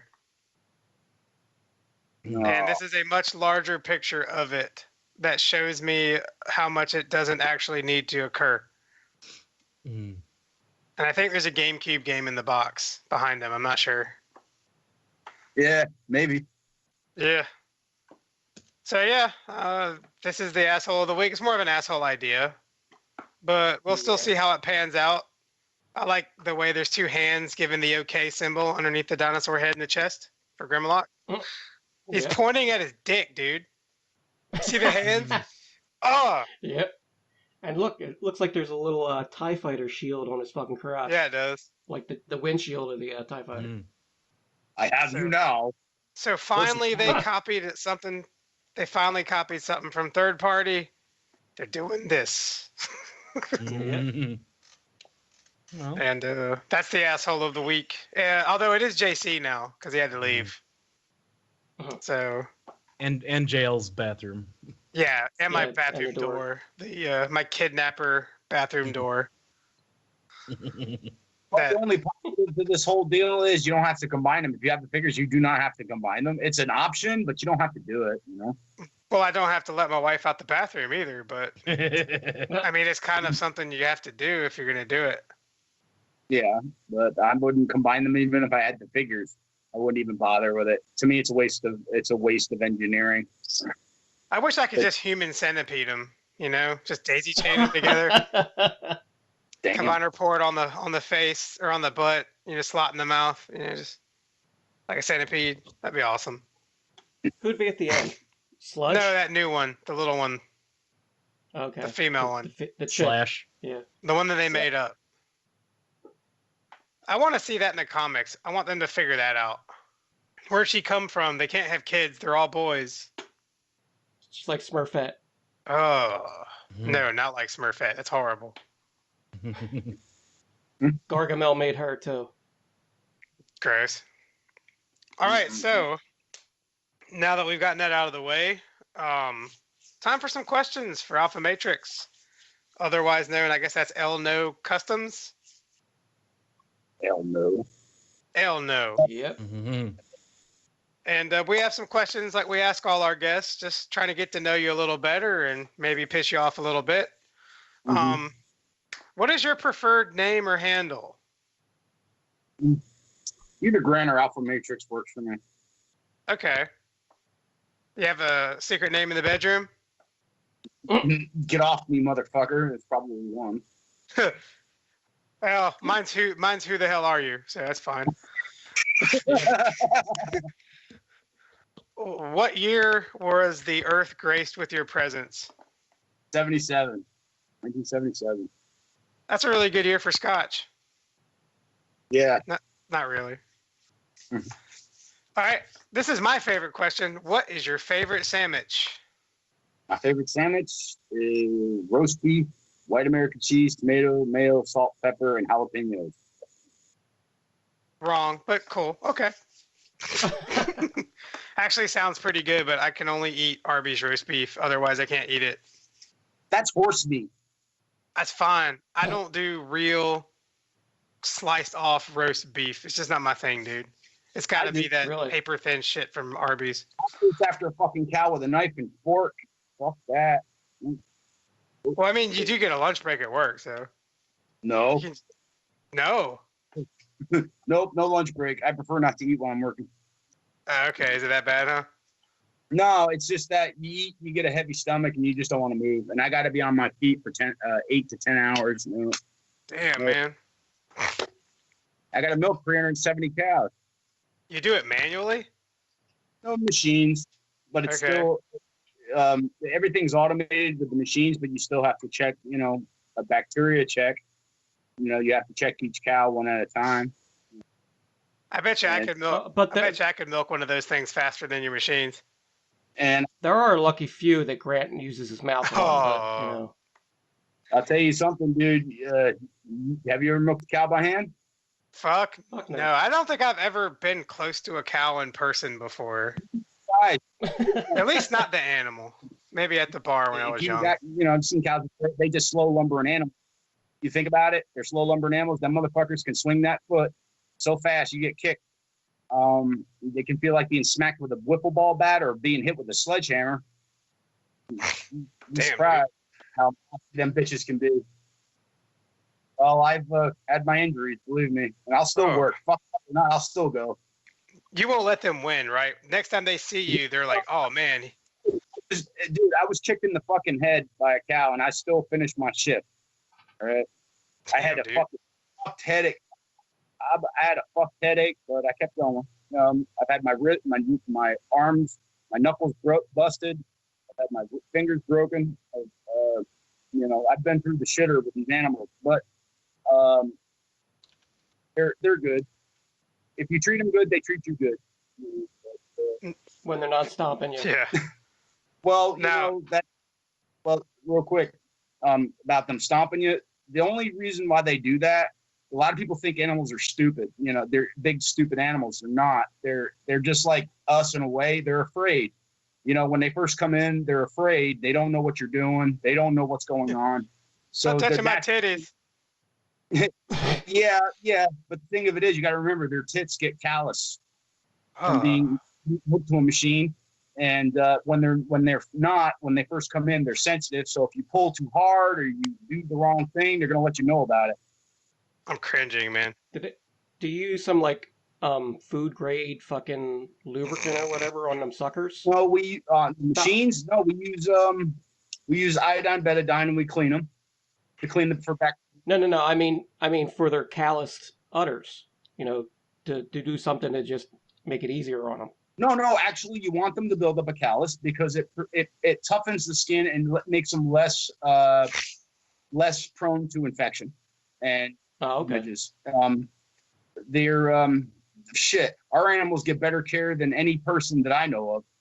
You know, but you know they're good. The animals are good to me. I mean, that's unfortunate with a lot of people. They get stereotyped, but it's a hard life. It's not for everybody, you know. Now, which is harder to milk, cows or almonds? I don't know. I've never milked an almond.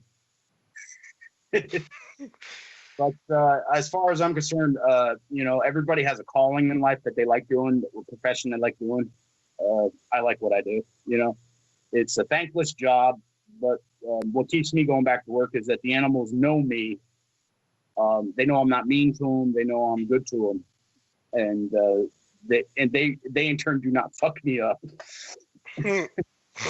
Have you ever shown them your customs before? They look at it and just ignore it. You know, they pay no mind to it. They probably, you know, just look at it and snuff at it and walk away. Do they have names? Do you name them? Some of them. I named some of them. They have ID tags. They have a numbered tag, and then they also have a bracelet on their front leg that gives off their ID when they come in, how much milk they gave the last time they came in, when they're due for freshening, which is them having their calf, you know, and stuff like that. But them cows have it all. They eat, they go to work. I go out, bring them in, and they go to work. And I'd say, come on, girls, it's time to go to work. And they know me, so they get up and they start coming in. And I milk 300. We have them separated into groups of 100 or so. And I can milk the whole herd in 6.5 hours. Wow. That's a lot of tugging. And you have to do it every day, right? Yep, I do it every day. Yep. You have to do all the cows every day? Yep, I milk my girls every day. So they make milk pretty fast then. Well, when they pick up the tank, it's about 26,000 pounds. Jesus. They measure milk in pounds when they buy it. They buy it per hundredweight. The tank is, when they pick it up, it's a good $22,000 they pick up every other day. You said every other day? Every other day. We put 2 milkings in the tank and they pick it up. The next. So 300 cows. Holy crap. That's still that's a small one, JL. That's a lot of milk though from 300 cows. We used to milk 3 times a day, and the biggest load they picked up from us was 76,000 pounds or dollars. Pounds. Well, pounds is like that's a lot. Like, Bugs is sitting there like, "Fuck you, motherfuckers! I'm from Wisconsin." Yeah, that's where Bugs has been quiet. He's sitting there doing math and shit. Well, I do farm accounting, and while everything he's saying is impressive, I have one client that milks 3,000 cows every day, 23 hours a day. God damn. And, yeah, my dad can milk more cows than your dad. Well, what happens is in every state they have a limit to what you can milk. And New York is being a real ball buster on farms over here. I don't know how it is in Wisconsin, but really tough on the farmers. We were milking 600. Now, how many pounds a day do you milk from the steers? We don't milk steers. Oh. But if a cow gives 64 pounds, she gives 8 gallons of milk. One shot. Damn, dude. Mm-hmm. That's all crazy. I didn't know about that. All I do is get the milk and put some chocolate in it. Or dump it in some cereal and call it a day. Sometimes Yeah. both, actually. Right now, they're only limiting the New York farmers' herds to 300 milking cows because the DEC up here is just finding ways to fuck with farmers. It's sad. Stupid. It is Yeah, stupid. I want my milk. Well, it's sad because you know what? Half the fucking people on this planet don't even know how to grow a fucking house plant, let alone food. And the farmers is what if you're a religious person and you believe in God, thank God for the fucking farmer, and then thank the farmer for growing the shit. Oh, this is where we miss Jason I the know. most. Thank God for Ovaltine. Chocolate malt. Well, But it's a hard thing to balance because. Oh, go Hang ahead. on. Bedbugs has a liberal explanation for your cow milking limit. Well, no. Well, what it is that New York is a very liberal state, and the larger milking operations that you have, you run into environmental impacts from runoff and stuff, and that's why in Wisconsin we have CAFOs, which are the ones that milk like 3,000 cows, but they have to jump through some hoops with the Wisconsin DNR in order to operate such a large facility, because CAFO stands for a centralized animal feeding operation. Oh, man, I thought something else. So They have to keep all the animals in one facility. So when you're feeding that many cows, they're shitting just as much, and that's a problem. And there's a lot of people in areas of Wisconsin that don't want these larger farms coming right next door to them because it's going to stink like hell and it's going to pollute their well water. And so I can understand why people don't want that to happen, but people also don't understand how expensive farming can actually be. And when you limit farmers to only 300 cows, it makes it very hard for these, because that's considered a small farm. It's hard for a small family farm to continue to prosper and exist. And then they ultimately just sell out to the corporate farms because they can't make it. That scares me, because that's what I know to do, you know. But it does. But the farm's been around for 100 years, and they've been through some bad shit. And my bosses are good folks. You know, they work hard and they want to see their farm prosper. So they just hang on. The DEC comes in there. They're a couple. They've done everything that they've asked them to do. Everything. From managing the shit that the cows eat and they shit. So we got all that. We got a facility for that thing. We got this thing, that thing, that thing, and they'll still find something to bitch about. That's how it works. That's how regulation works. Yes, exactly. Any inspection you get, you're gonna find something. You're making money working hard. You got to be fucking up. So were you affected when they had the trade issues with Canada here, where they shut down importing milk from the U.S.? They don't want our milk? Because there were several dairy processors here in Wisconsin that, because Canada passed new regulations on certain milk products that prevented, because we were sending cheap milk to Canada, and it was cheaper than the milk that they produced in Ontario. So they passed new laws up there to protect their own industries, to make it harder for us to export it up there. And because of that, we had several dairy processors that actually cut dairy farms off. They're like, we're not going to take your milk anymore. And it's like, well, what the fuck do they do with their milk now? Because they can't sell it to any of the local dairies to take it. And I was just wondering how that played out in New York in comparison to Wisconsin. I think right now we're doing okay. I think the creameries, I think our milk goes to, I don't know if it goes upstate or it goes down towards Jersey. But we haven't had really any trouble. You know, they're raising the cell count or the bacteria count. So they're lowering the amount you can have in your milk. You're going to have some bacteria in it no matter what you do. I don't care if the cows are washed where their tits shine. You're still going to have a little bacteria in the milk no matter what you do. So you try to keep it as low as possible. If it's too high, the cell count, they won't take it. So the milk gets dumped, you know, and that's a lot of money going down the drain. But most farms are insured for that. Does your creamery allow you to use hormones, or are you not allowed to do that? No, our cows aren't given any of that shit. No. Our cows are fed all natural diets. Okay, because like here in Wisconsin, we have a lot of the bigger farms. They can produce like 100 pounds a day out of each cow, but they get that shit from Elanco and they inject them with hormones to do that.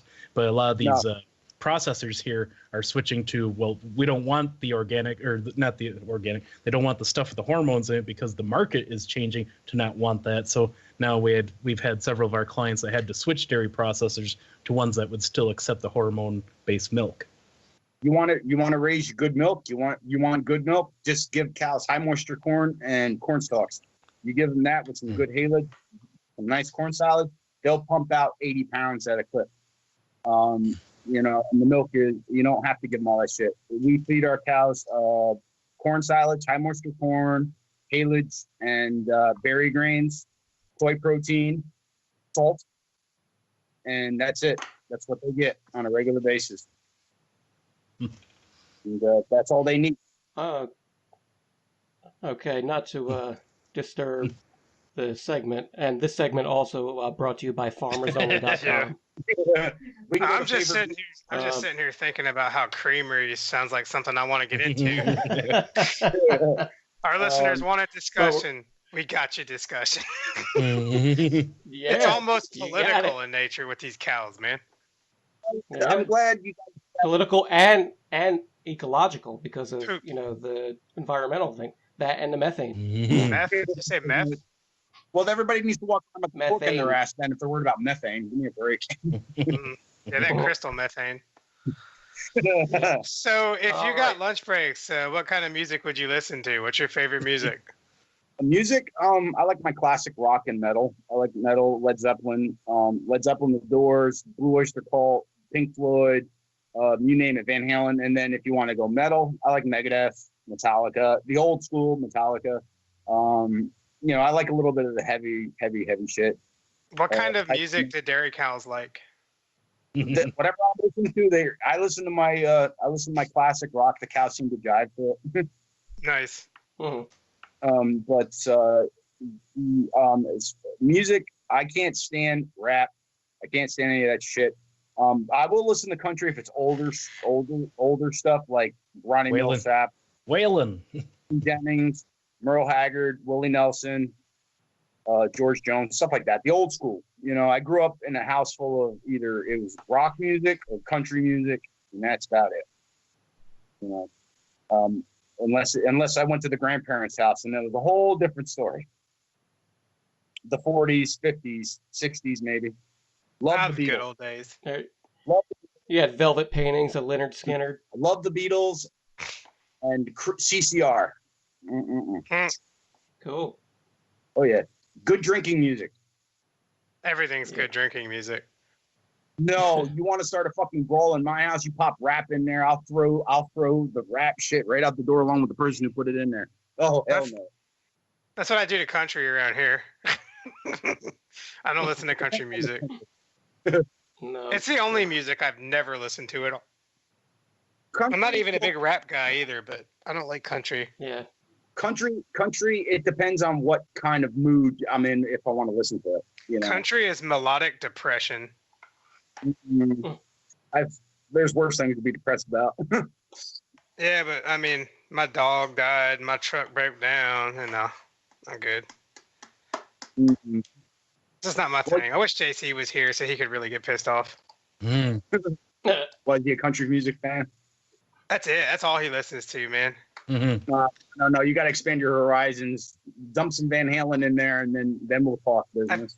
I think he doesn't even like good country. He likes Florida Georgia Line. Oh God. No, but his other musical taste was Tupac. Yeah, I know. That's weird, man. I wanted to ask him about that. No, thanks. I'll pass. I haven't heard enough of it to give you an opinion. Mm-hmm. So, I guess let's move on. What got you into or back into collecting and customizing? What got me into collecting was I got my first figure when I was 6 or 7. I got Blue Streak for my first figure, right out of the store. After that, it's been a gung ho thing ever since. A lot of the figures I have I still have. I sold some of my collection years ago, and I regretted it.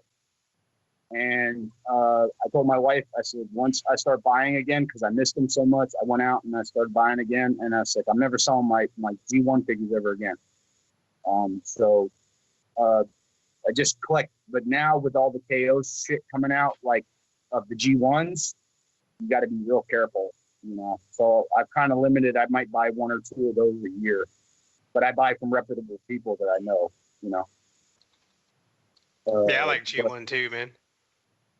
My collection isn't big. I've seen people's collections like they got like 2 rooms full of this shit with lighted shelves and stuff. I wish, but I mean, my collection is relatively small. And to me, it's not what you have. It's not the quantity of figures you have. It's the quality that you got. And you know, I collected mainly. That's what we tell all women. I collected most of the stuff in the cartoons. I usually based my collection off the cartoons. I didn't go out and buy every figure that was out there.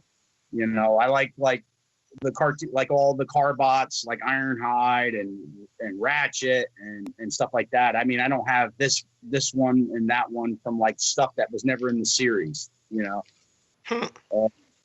but you know, I got Soundwave and Megatron, all my G1 figures. You know, I'm still trying to get. I need a Snarl to finish off my Dinobots.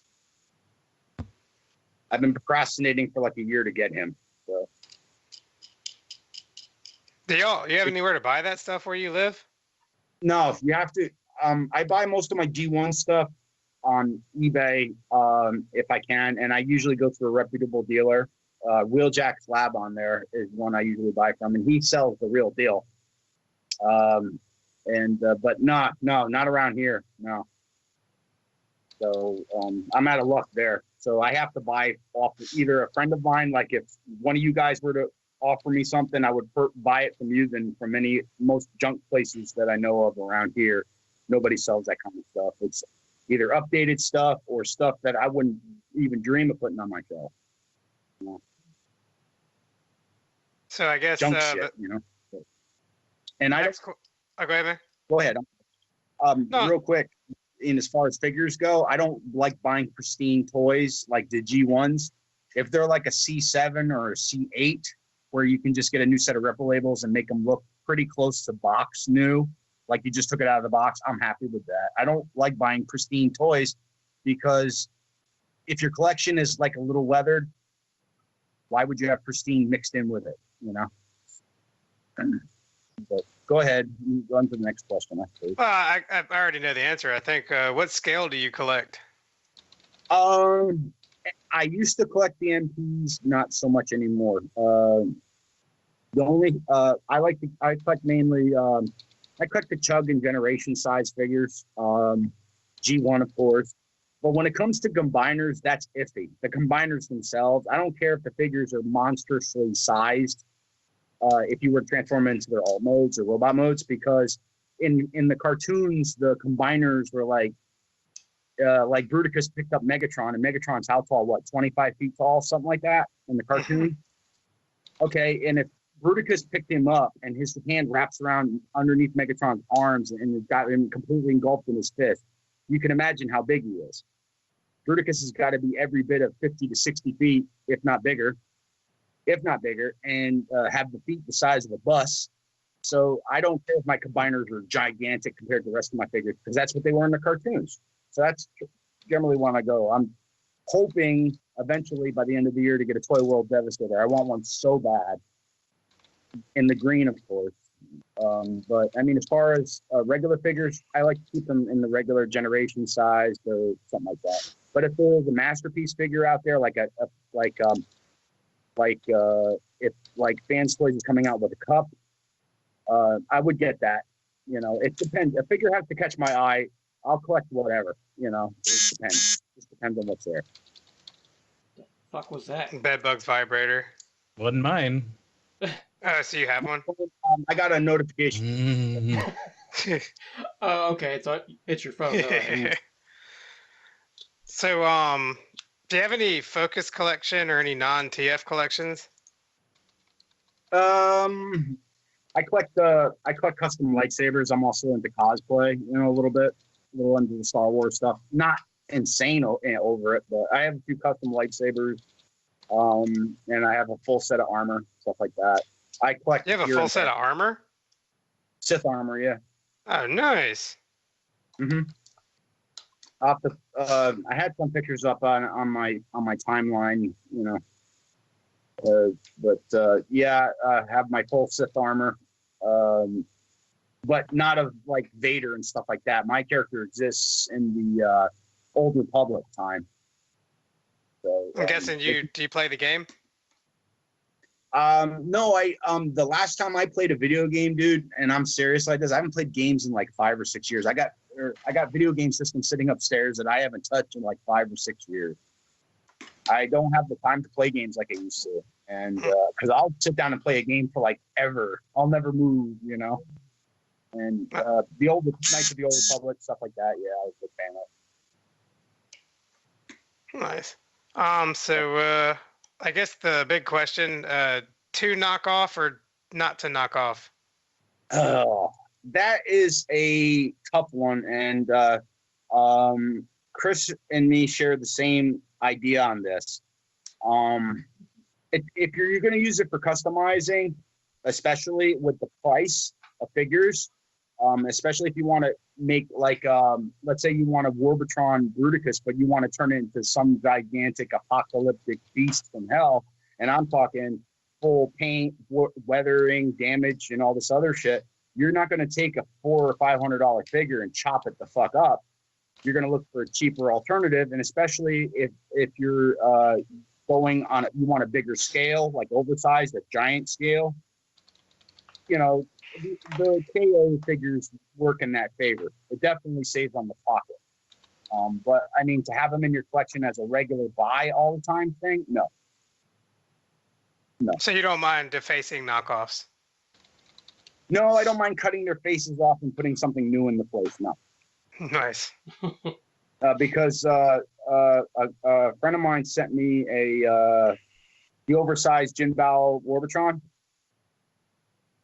It's still in the box. I never even touched it yet, and it's still sitting there. Because Chris knows I don't know if you guys have seen it. I did the jamb Predaking. I gave it a full body lift and stuff to make it more G1 because Predaking was probably one of the biggest combiners in the series. And I want to have my combiners in the back, so I need a figure that's not 15 inches tall. I need something more along 20 inches. The Predaking, when I finished it, I mean, Chris has seen it and stuff. He stands at over 20 inches tall. So, just like my painter. Oh boy. So, what movie makes you cry? Family reunions. Is that a movie? Yeah, family reunion movies make me cry. No, I'm just kidding. Have I movies that made me cry? Shit. From when I was a kid, when Prime died, I teared a little bit. Did I freak out? No. I still tear up, man. I still tear up. Ain't gonna lie. You know how we were talking about earlier about Hot Rod and Rodimus type shit. Mm-hmm. When I saw a Transformers movie, when Hot Rod came out, my friend brought over Hot Rod when we were kids. I took the son of a bitch and stepped on it. I fucking hated Hot Rod. I hated Hot Rod for years, dude. I hated Hot Rod for years because the bitch couldn't stay the fuck out of it. Even though now that I'm older, when you get older, you don't think like that. But when you're like, Prime was like my hero, and it's like, dude, you motherfucking red bastard, go fishing with Daniel, stay the fuck out of it, motherfucker.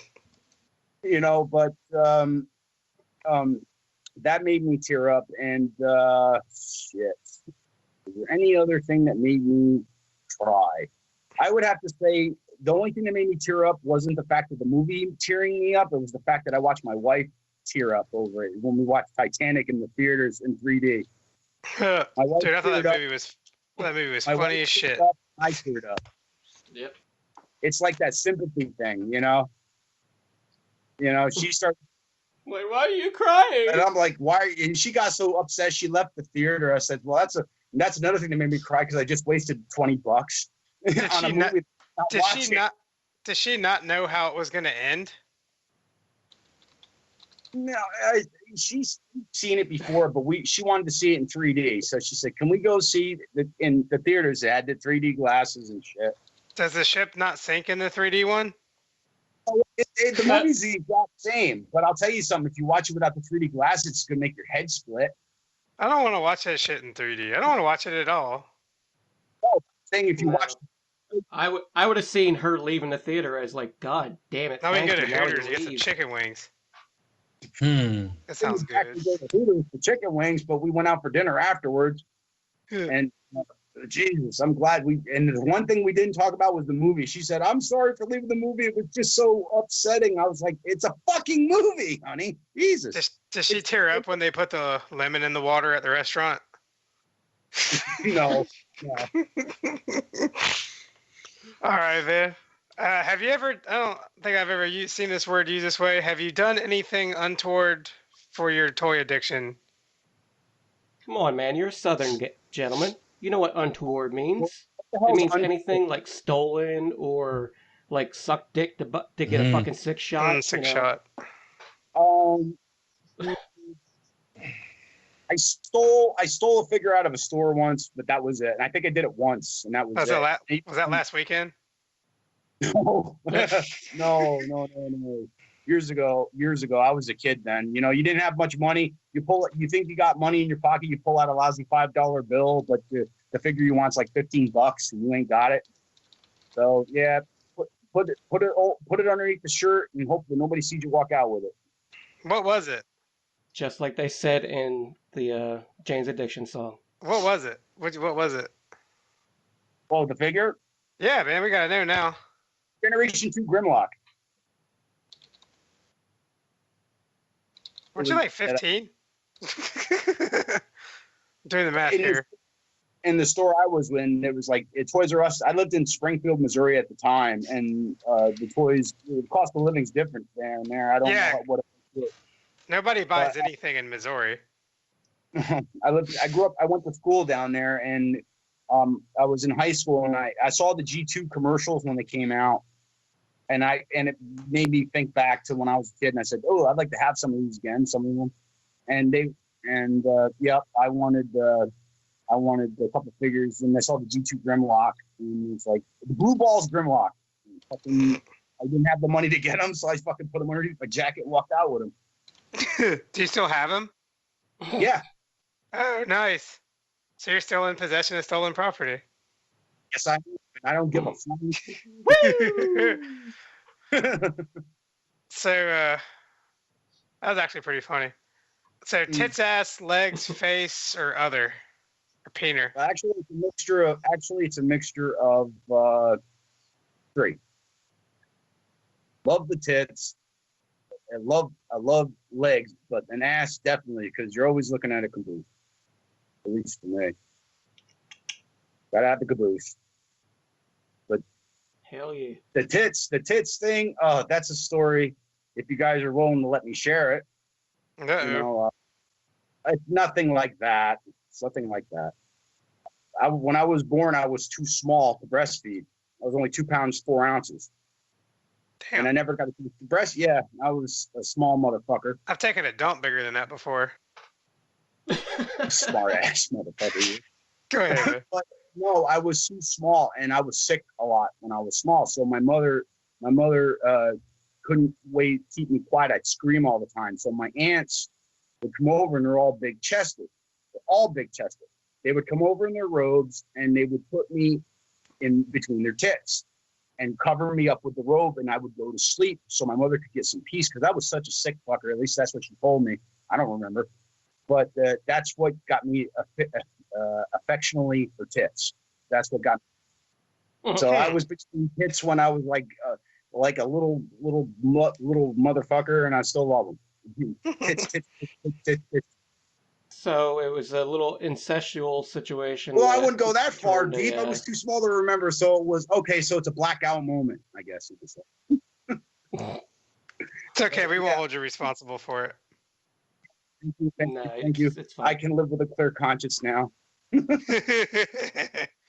um, so yeah, but tits, legs, and ass. Because you most of the time, okay, a girl passes you or something passes you. The first thing you're not going to just look at her chest because sometimes you won't miss it. But usually, a guy will always turn around and look at her caboose.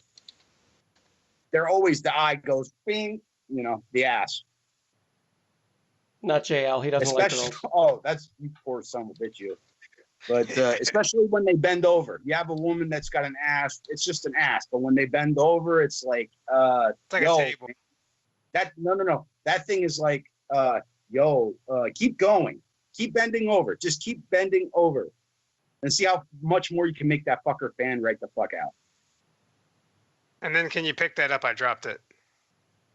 Yeah, type of thing, But yeah. Tits, legs, and ass. It's a mixture of three. You just can't pick one. So did we already answer this question? What's a weird thing about you? Idiosyncrasies, phobias, etc. A phobia? You mean something that scares you or freaks you out? Just something weird about you. That's not in the tits thing. A phobia I have. Yeah, I have one phobia. I freak the fuck out. It's not about me. It's something that freaks me the fuck out. Maggots freak me the fuck out. You want to see somebody do the fucking freak out? Let me see them motherfuckers, and I will go ballistic. Gross. Well, don't open any Facebook messages. Yeah, no shit. Yeah, I'll come down there and strangle the fuck out of you. Nah, seriously, no. There's something about them that just makes my whole body just shudder. It just freaks me the fuck out because they eat dead things. They're pretty gross, man. Yeah, but when you're dead, that's the thing about it. You're alive right now, they ain't gonna bother you. But when you're dead, them fuckers are gonna be crawling you. That freaks me the fuck out. They just the maggots stink. They fucking freak me the fuck out. One of the guys at work tried to put one on me, and I almost picked up a tire iron and wrapped it around his head 4 times. That's how. Then he would have been dead, and then there would have been maggots. Well, I don't give a flying fuck. Dump his body out in the middle of the fucking field and dump some lime on the sorry bastard. That is not an appropriate response. I hate maggots too, man. They are gross as shit. It's been a long time since I've seen one though. That's the only thing that really freaks me out. Other than that, I'm pretty cool about things. Nothing really bothers me. I don't know if any of you guys have experienced this, but do you ever, one thing that you were used to when you were younger, as you got older, it kind of weirds you out or turns your stomach? You guys ever experienced yeah. You're used to blood, you get a cut, you never pay no mind to it. If you had something wrong with you had no problem with it. But once you get a nasty cut, and I mean a nasty cut where you're bleeding like a freaking stuffed pig and the blood kind of turns your stomach a little bit. Nah, never. Or something like an open wound where you got a nasty open wound. That kind of fucked me a little bit, but that's it. Okay. Okay. So let's moving on. What is your go-to sex position?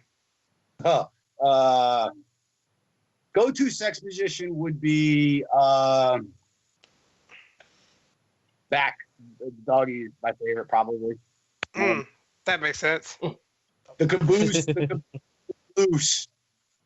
type of thing. I don't know. It's one of those positions. It's just a good one. Do you like to slap it? It's the submissive thing, I think, more or less. No, we are talking about women and not cows, right? Oh. Yeah. Dude, okay, I don't give a flying fuck. You need a fucking railroad car-sized dick for one of them fuckers.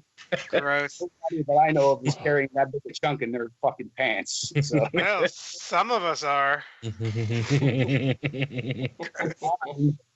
So you're telling me you're a regular John Holmes?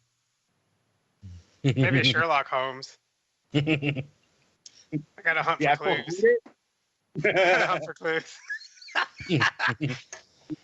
No harmed in the making of this, Good. However, there's one guy that I'm curious at work. He always carries a 3-foot ladder wherever he goes at work. So I'm gross. Or maybe because he's a short person, he needs a fucking He needs a fucking, just to take a piss at the toilet, he needs a stepping stool. You know, he's such a, but I don't know. There are some funky people out there. Well, speaking of funky people, let's move on to the total knockouts of the week. So, okay, I guess, who's this first one here, which is probably the classiest photo in the lineup, except for one? That's JC's girl. Okay, nice. Moving on. Well, he's not here to comment, so that pretty much adds that up. It's about 40% transparency of the shirt away from being an actual classy photo of a cute girl. Mm-hmm. And she kind of looks a little bit like what's her face, Scarlett Johansson. Maybe if you look at it real quick. Well, if I look at it real quick, it could be anybody. So, okay, yeah, it was not bad. All right, so whose is the next one? That's mine. Yeah, I seen this picture and I couldn't resist. And I think many people at TFCon won't be able to resist either. Mm-hmm. I know, man. I can't wait to see. You want to tell everybody who it is and what he's doing? Or... Well, it's a fine southern gentleman in glasses and looks like he's about to lick a power glide. And it might be somebody that you know. It's our guest from last week, Mr. Matthew Deluxe Baldwin. Am I the only one that wishes they were that power glide right now? I think so. Okay, cool. Got one more reflection in the back there, though. Jesus Christ. Dude, his room is like literally a time bomb. He did a tour of it. There are so many shelves and so many figures, and they surround the entire room, dude. It's awesome. But like, if a shelf falls, that's gonna be the end of him, dude. It's gonna start a tidal wave of fucking figures coming down off the wall and burying him. Well, he'd die happy, I guess. Unless the final figure that pinned him was that knockoff Starscream. Yeah. Damn. So whose is this next one? Mine. Okay. She's hot. It's fine. It's fine. I like her eyes. She is a dark complected, brown hair, dark eyes, in lace booty hugger underwear and opaque stockings. Now, when it comes to stockings, I do have a stocking thing. I like the opaque look versus the sheer look. I don't know why, it just does it for me. I have a stocking fetish too. What, Santa Claus? No, when the Walmart stocks some figures I haven't fucking seen before. Oh, so it's a real fantasy. Yeah, true. I has a sad. I just want to know if is that SpongeBob in the background? On the right. That's just a pot. It's a pot. Yeah, it's a pot with a plant in it. Okay, all I see is a yellow square. But the little thing underneath it might be a jar of amyl nitrate. You know, so she'll do little poppers, as she's getting fucked. I don't know what that means. Look it up. I'll Google it later. All right, so moving on. I guess this is yours, huh, Grant? Yeah. The ass says it all. Well, it sure does. And the dark hair. Love dark hair. That's a hotel. I don't care where she is. Just saying. That's definitely a hotel. Next to a fucking dumpster and a garbage can with that ass. Jeez. That'd be a classy lady. She's tattooed too, and she's tattooed, and I like that. I've been trying to get my wife for years to get a tattoo, but she's so afraid of the tattoo machine, she won't do it. That's the opposite, man. I don't want my wife to do it, and she wants to. No, I got addicted to ink, and I can't stay out of a tattoo chair. My whole arm's covered with. Chris's, I got a G1 silhouette on my right arm of Prime and Megatron kicking the shit out of each other, and nice. On a farm no less, with a cow in the background. It's a little bit of humor mixed in with my childhood, and then I got Predaking on the left side of my back. Like how big? Yeah, my Yeah, I'm covered with tattoos. It's a never-ending cycle, but I like her. But on a woman, as far as tattoos go, along with the ass, I wouldn't. Tattooing the ass is a bad idea. But if they were to have like them sensual tattoos, like maybe some flowers or lilies, or the musical note that's on her back or something like that, that's cool. But I wouldn't overdo it. And she does have a cute little outfit. Do you think she actually plays music? And plenty of towels. Yeah, she probably plays the fifth row skin flute. Is she second? I guess second seat then. She's got an ass built for bruising. I'm telling you, damn. Wow. It's just. Oh, never mind. We ain't going no further. I would, but. Are you getting excited? No, not that kind of excited. It's just you want to take a bite out of that ass. You know. I just want that many towels hanging in my bathroom. Because you're gonna need that to keep off the mess that's afterwards, man. You know what I want? After I'm done fucking your bitch, Grant, I want to eat this cinnamon bun. Jesus. Her ass is fucking ridiculous. All right, so moving on. You guys can probably guess whose this is. Mm. It is a cinnamon raisin biscuit from Hardee's, and that's mine for the week. Cinnamon raisin. Was it good? Oh, it was fucking awesome. Never had one before. Cinnamon rolls, yes. Pecan rolls, yes, but not a cinnamon raisin biscuit. This is a biscuit with cinnamon and raisins in it and suspiciously creamy frosting on it. It looks yummy, though. It is, dude. They got rid of them for a while, dude. Say what? You sure the frosting ain't from you? Maybe in the inside of the box. But is this a breakfast item only, or is it all day? It's breakfast only, and it's at Hardee's, and they've had them since I was a kid. And like a year or two ago, they took them off the menu for like the first time ever, and I drunk dialed them until they brought it back. Hardee's that I knew. Say what? The Hardee's that I grew up in when I lived in Springfield, they had a Hardee's down there, and but I never knew they had breakfast items. Oh, dude, their breakfast is better than their dinner, man. I mean, there's no Hardee's around here that I know of.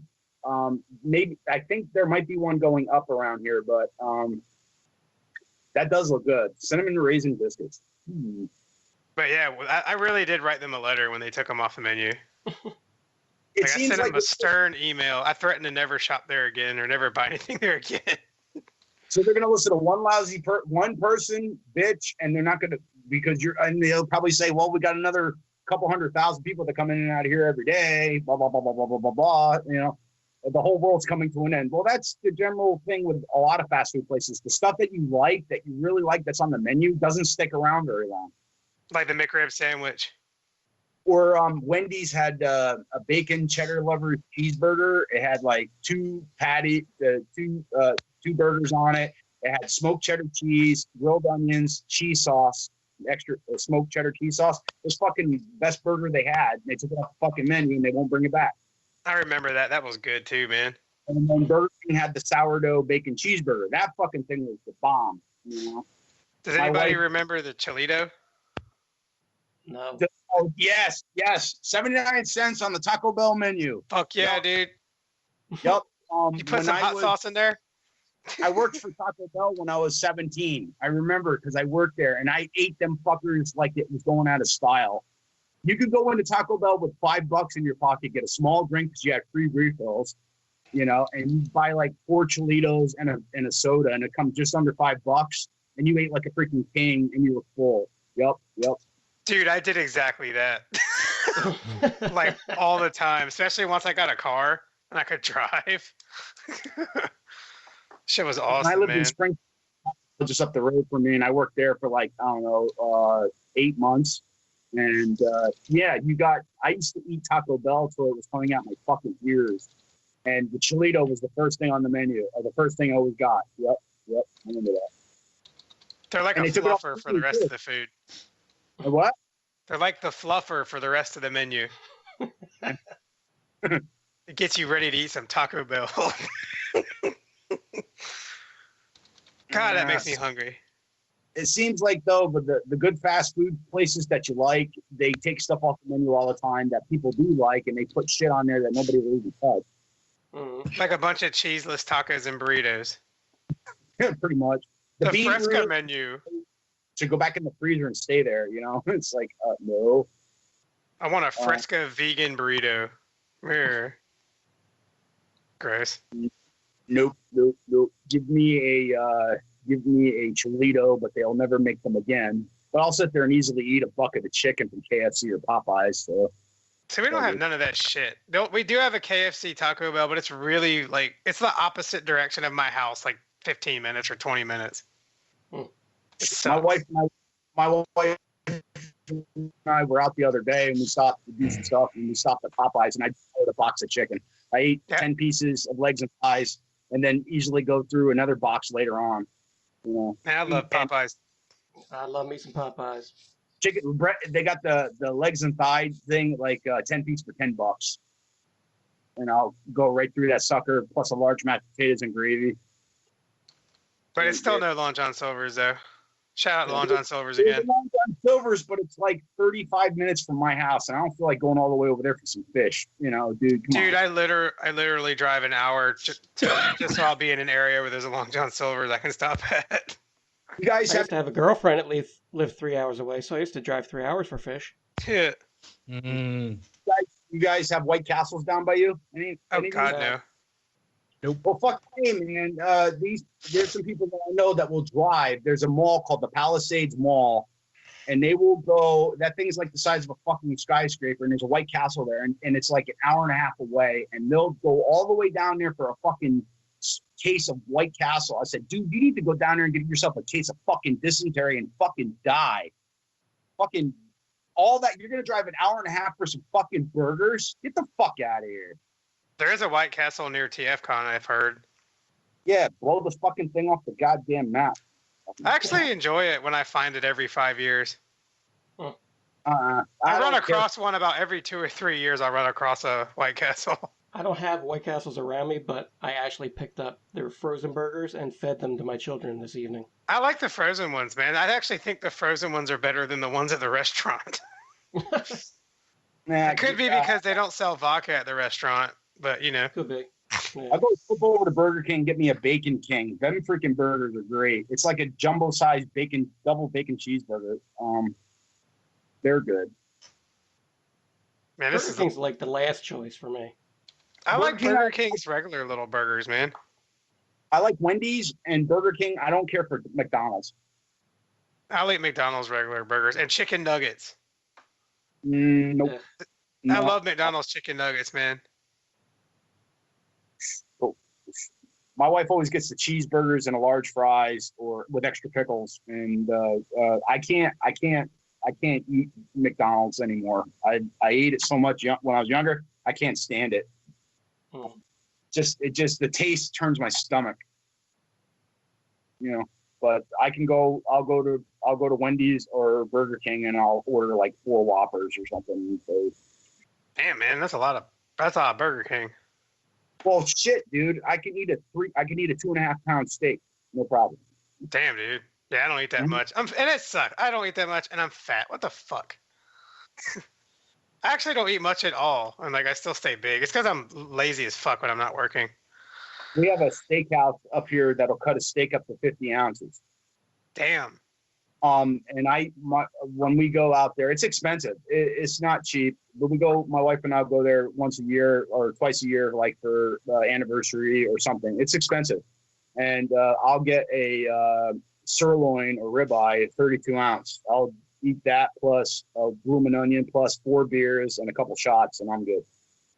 Nice. I got a place around the corner that they make up to a 40-ounce beer. Ooh.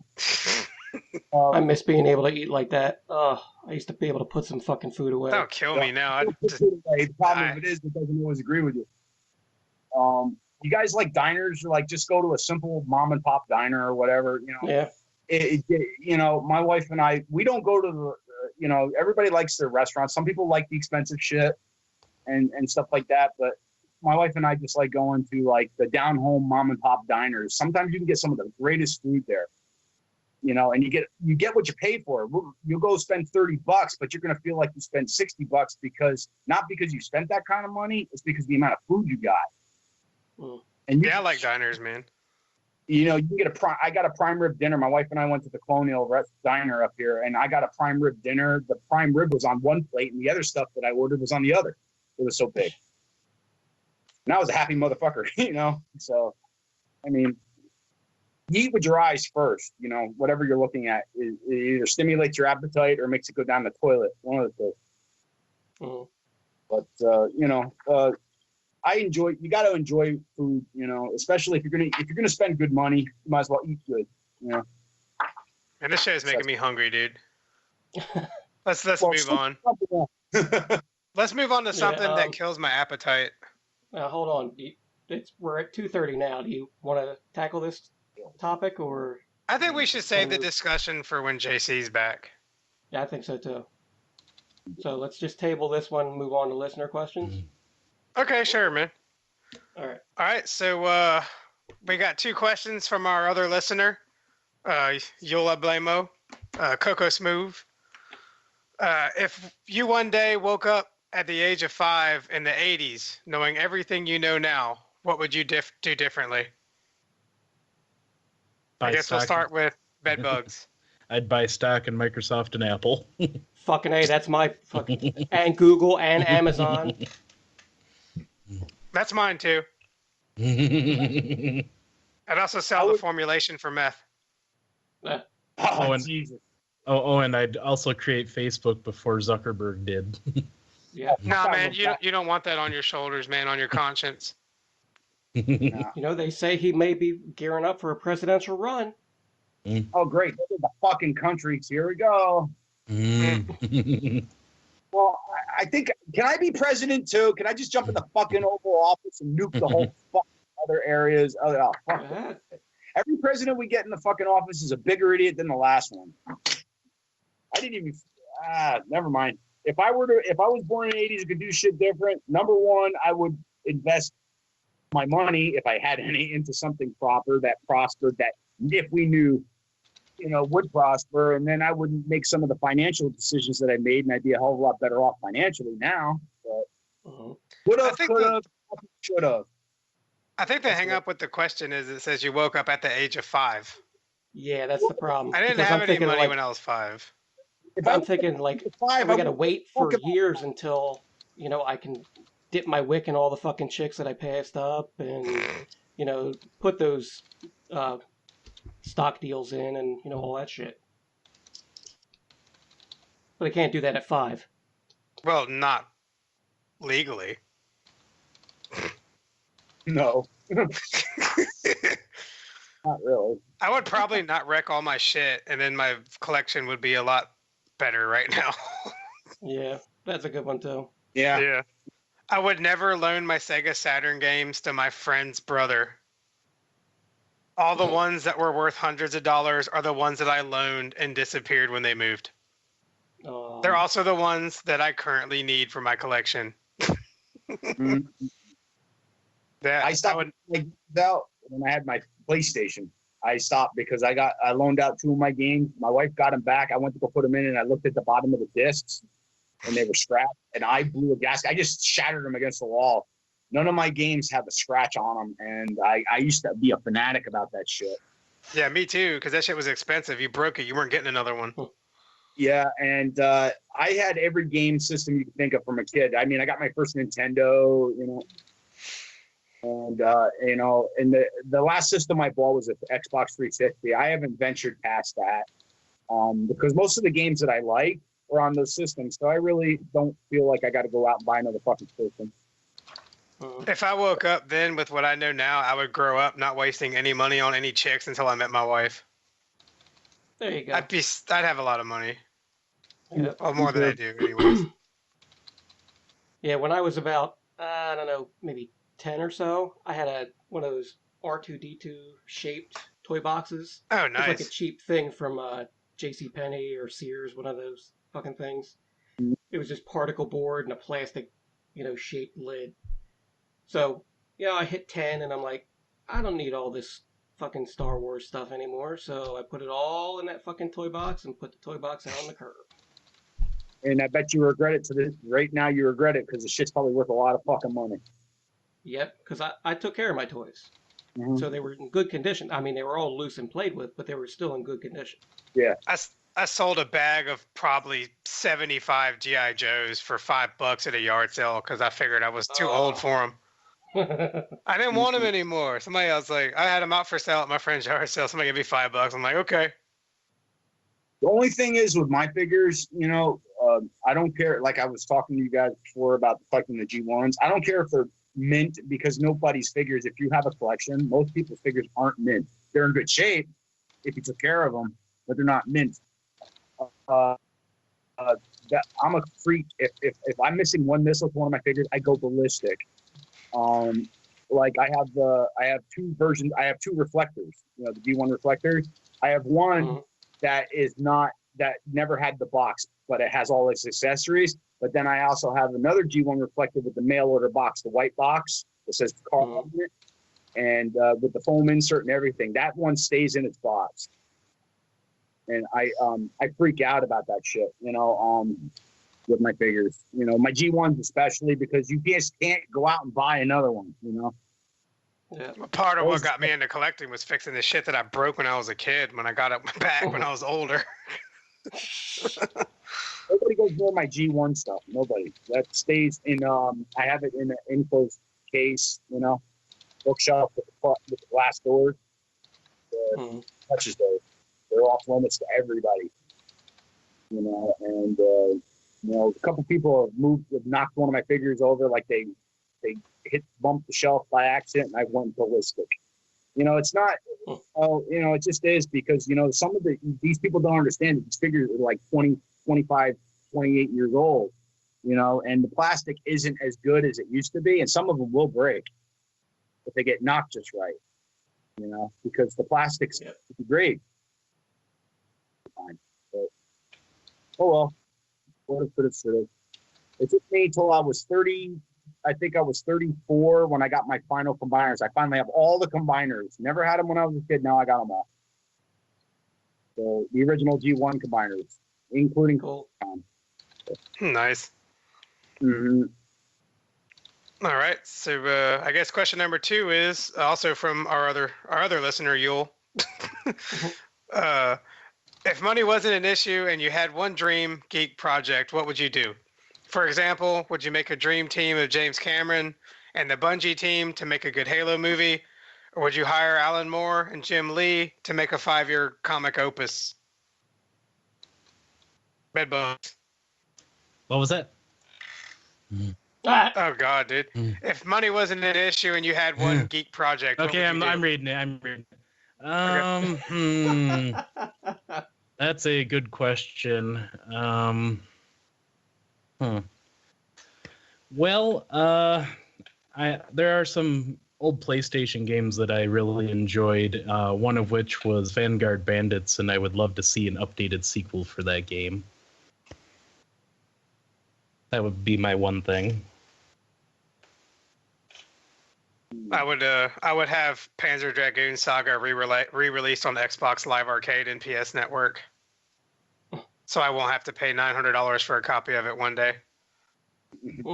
Just to play it. I don't care about collectability. I just want to play the damn game.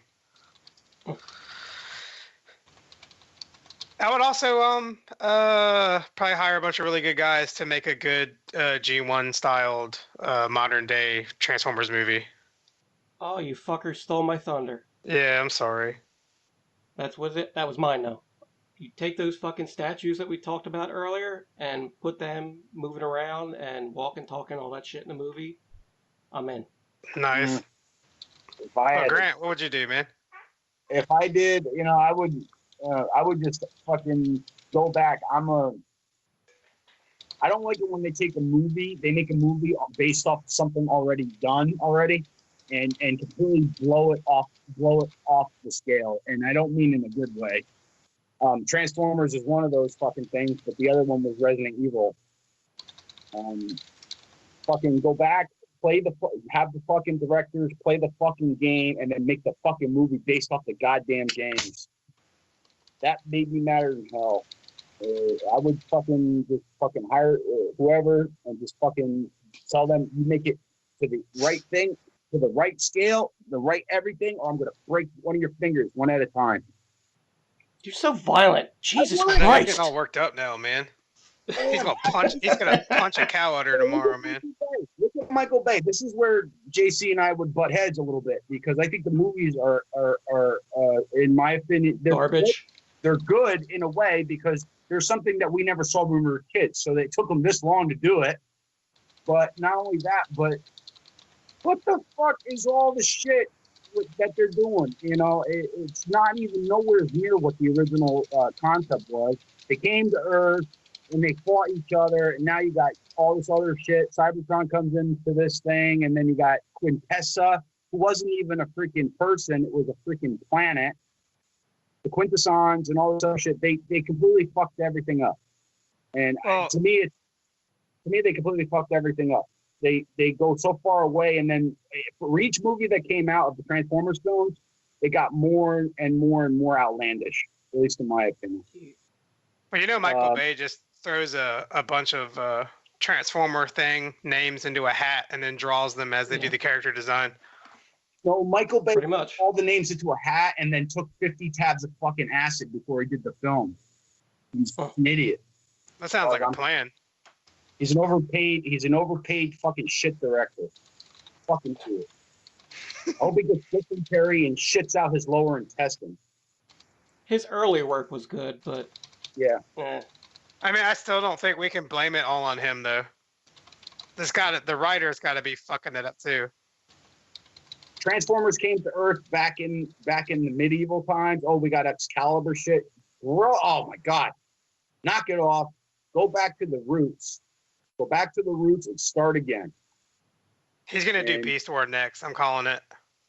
After Bestiality Bumblebee movie. No, Beast Wars. Bestiality. Never mind. You're the only one that has any opportunity to do that anytime soon. Out of all of us. And I would like to see Critters remade. The original Critters? Yep. The original Critters was great. Mm-hmm. Yes, it was. Yup, a bunch of freaking fuzzballs rolling around eating people. It was just fucking great. You know what I need? Oh, go ahead, man. Critters wasn't that... The other Critters weren't that great, but the original Critters was good. Just like Leprechaun. Leprechaun, Willow meets evil. Oh boy. I want to fund a real Robot Jock sequel. Robot Jocks, I remember that movie. That was one of my brother's favorite films. We watched that movie every day after school for like a whole year, dude. We wore that VHS out. The actor that played the one guy, he played Matt Sykes in the TV series of Alien Nation. Oh yeah, man. I remember that too. Yeah. That was a good movie. I remember that because my mother got me into watching the Alien Nation TV series because I liked the original movie. So yeah, I was like, I don't remember the guy's name. So every time I've seen Robot Jock, I said, oh look, it's Matt Sykes from Alien Nation. Check that out. Yeah. That was a good movie that has gotten like absolutely no cultural recognition like 20-something years later. Robot Jocks? Throw some salt water on them fuckers. Oh, you're talking about Alien Nation. Oh, Alien Nation, yeah. No, I'm talking about fucking Robot Jocks. Oh, but the aliens did get wasted. Were cheap to get wasted on sour milk. Yep. But Robot Jocks was a good movie for its time. It's like Power Rangers on crack. Did you know there was a sequel? No, I did not know that. I believe it was. I think it was made in Canada, and it's really obscure. I couldn't get through the first 15 minutes of it. I actually have it downloaded on the hard drive somewhere around here. And but there is a Robot Jocks too. Really? That I did not know about. Yeah, just like there's a Screamers 3. Remember Screamers? Yeah, Screamers was a good movie. It had RoboCop guy in it. What's his name, man? Peter Weller, yeah. I used to watch a lot of his shit. I loved him when I was a kid. The original RoboCop was probably the better one out of it. I like RoboCop and RoboCop 2, but I didn't like RoboCop 2. RoboCop 3 was pretty good because it was aimed at the age group that I actually was when it came out. When I was like 7 years old watching damn RoboCop, the original one. Well, plus they played to kids anyway because they had the RoboCop cartoon. And I remember the cartoon too, man. But yeah, I think I would fund a real Robot Jock sequel. That's what I'm gonna do with my money. Underrated movie. I don't think I've ever seen it, to be honest. Robot Jocks? I have it. I have a copy of it, dude. I can upload it sometime. Oh, okay. Breaking the law. I don't think you can buy it on DVD. Just let it hang out in the drive. That's just a place where you can store things for free. I actually hunted down a copy of the original Screamers on DVD. It's like super hard to find on DVD. I'm sure. They made like 5. Yeah, I got one of them. I have the sequel too, though. There's a sequel also to that. Oh my God. I think there's 2 of them. There's 2 sequels. There's a lot of good movies. That the thing of it is nowadays everything's CGI, but back in the late 70s, the early 80s when they made the Scream flicks like Friday the 13th and The Howling and other movies, it was all done. They actually had to fucking come up with the ideas to make everything work. And like the changing, and if you watch the original Howling, it was like one of the greatest transformations of all time. It's all done with fucking balloons and freaking stretchable latex. Yeah, that's the thing. Like, blood. Go ahead, man. Crazy. I was saying, the movies of nowadays, it's like all you're watching. They make 50, like what? How much? What's the average budget for a film nowadays? What? Like 150 million. They made the original Halloween. The original Halloween, John Carpenter made it for a budget of $300,000.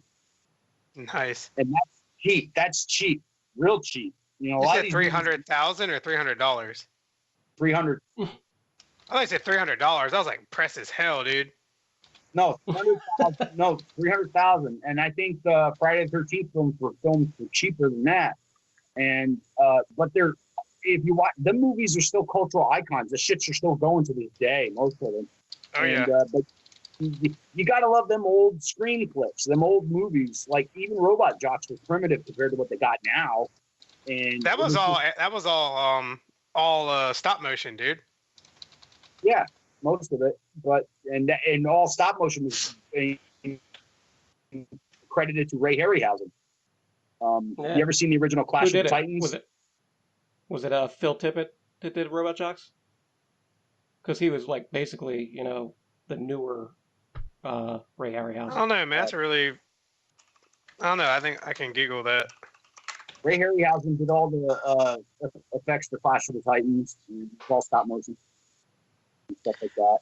It's got a 5.3 on IMDb. They could just get out of here with that shit. It's like a solid 7. One of my favorite of all time 80s flicks, not horror wise, but it's a comedy. My favorite, it's probably one of the corniest movies ever. It's still one of my favorites of all time. Is Clue with Tim Curry. Clue. Yep. I don't remember that one at all, man. I know I've watched it, but yeah, I was never a huge fan of it. It had a lot of great actors in it. Tim Curry, Christopher Lloyd, Madeline Kahn. Just a lot of different actors. Great. And it's a corny fucking film, but it's good. It's just a funny. Mm-hmm. I'm not shouting. And he gets cracked in the fucking head with a candlestick and falls over. I'm shouting. But anyway. Mm-hmm. Nowadays, No, go ahead, man. Sorry. No, it's all right. I'm just saying is we were talking about movies and all the things we would have, could have, should have, or what we could hire people to do. It's you need 500 million. You take 150 million to make a movie. It's all CGI. It's not even actors really. It's all fucking CGI. Or you got actors in it for 20 minutes. The rest of it's all CGI. I think the sequel was Crash and Burn. And then there's another one called Robot Wars, but I don't think it's really so much a sequel as a spiritual successor. But Crash and Burn's the one, dude. I could not watch it, man. I have to try it out again, but it was putting me to sleep.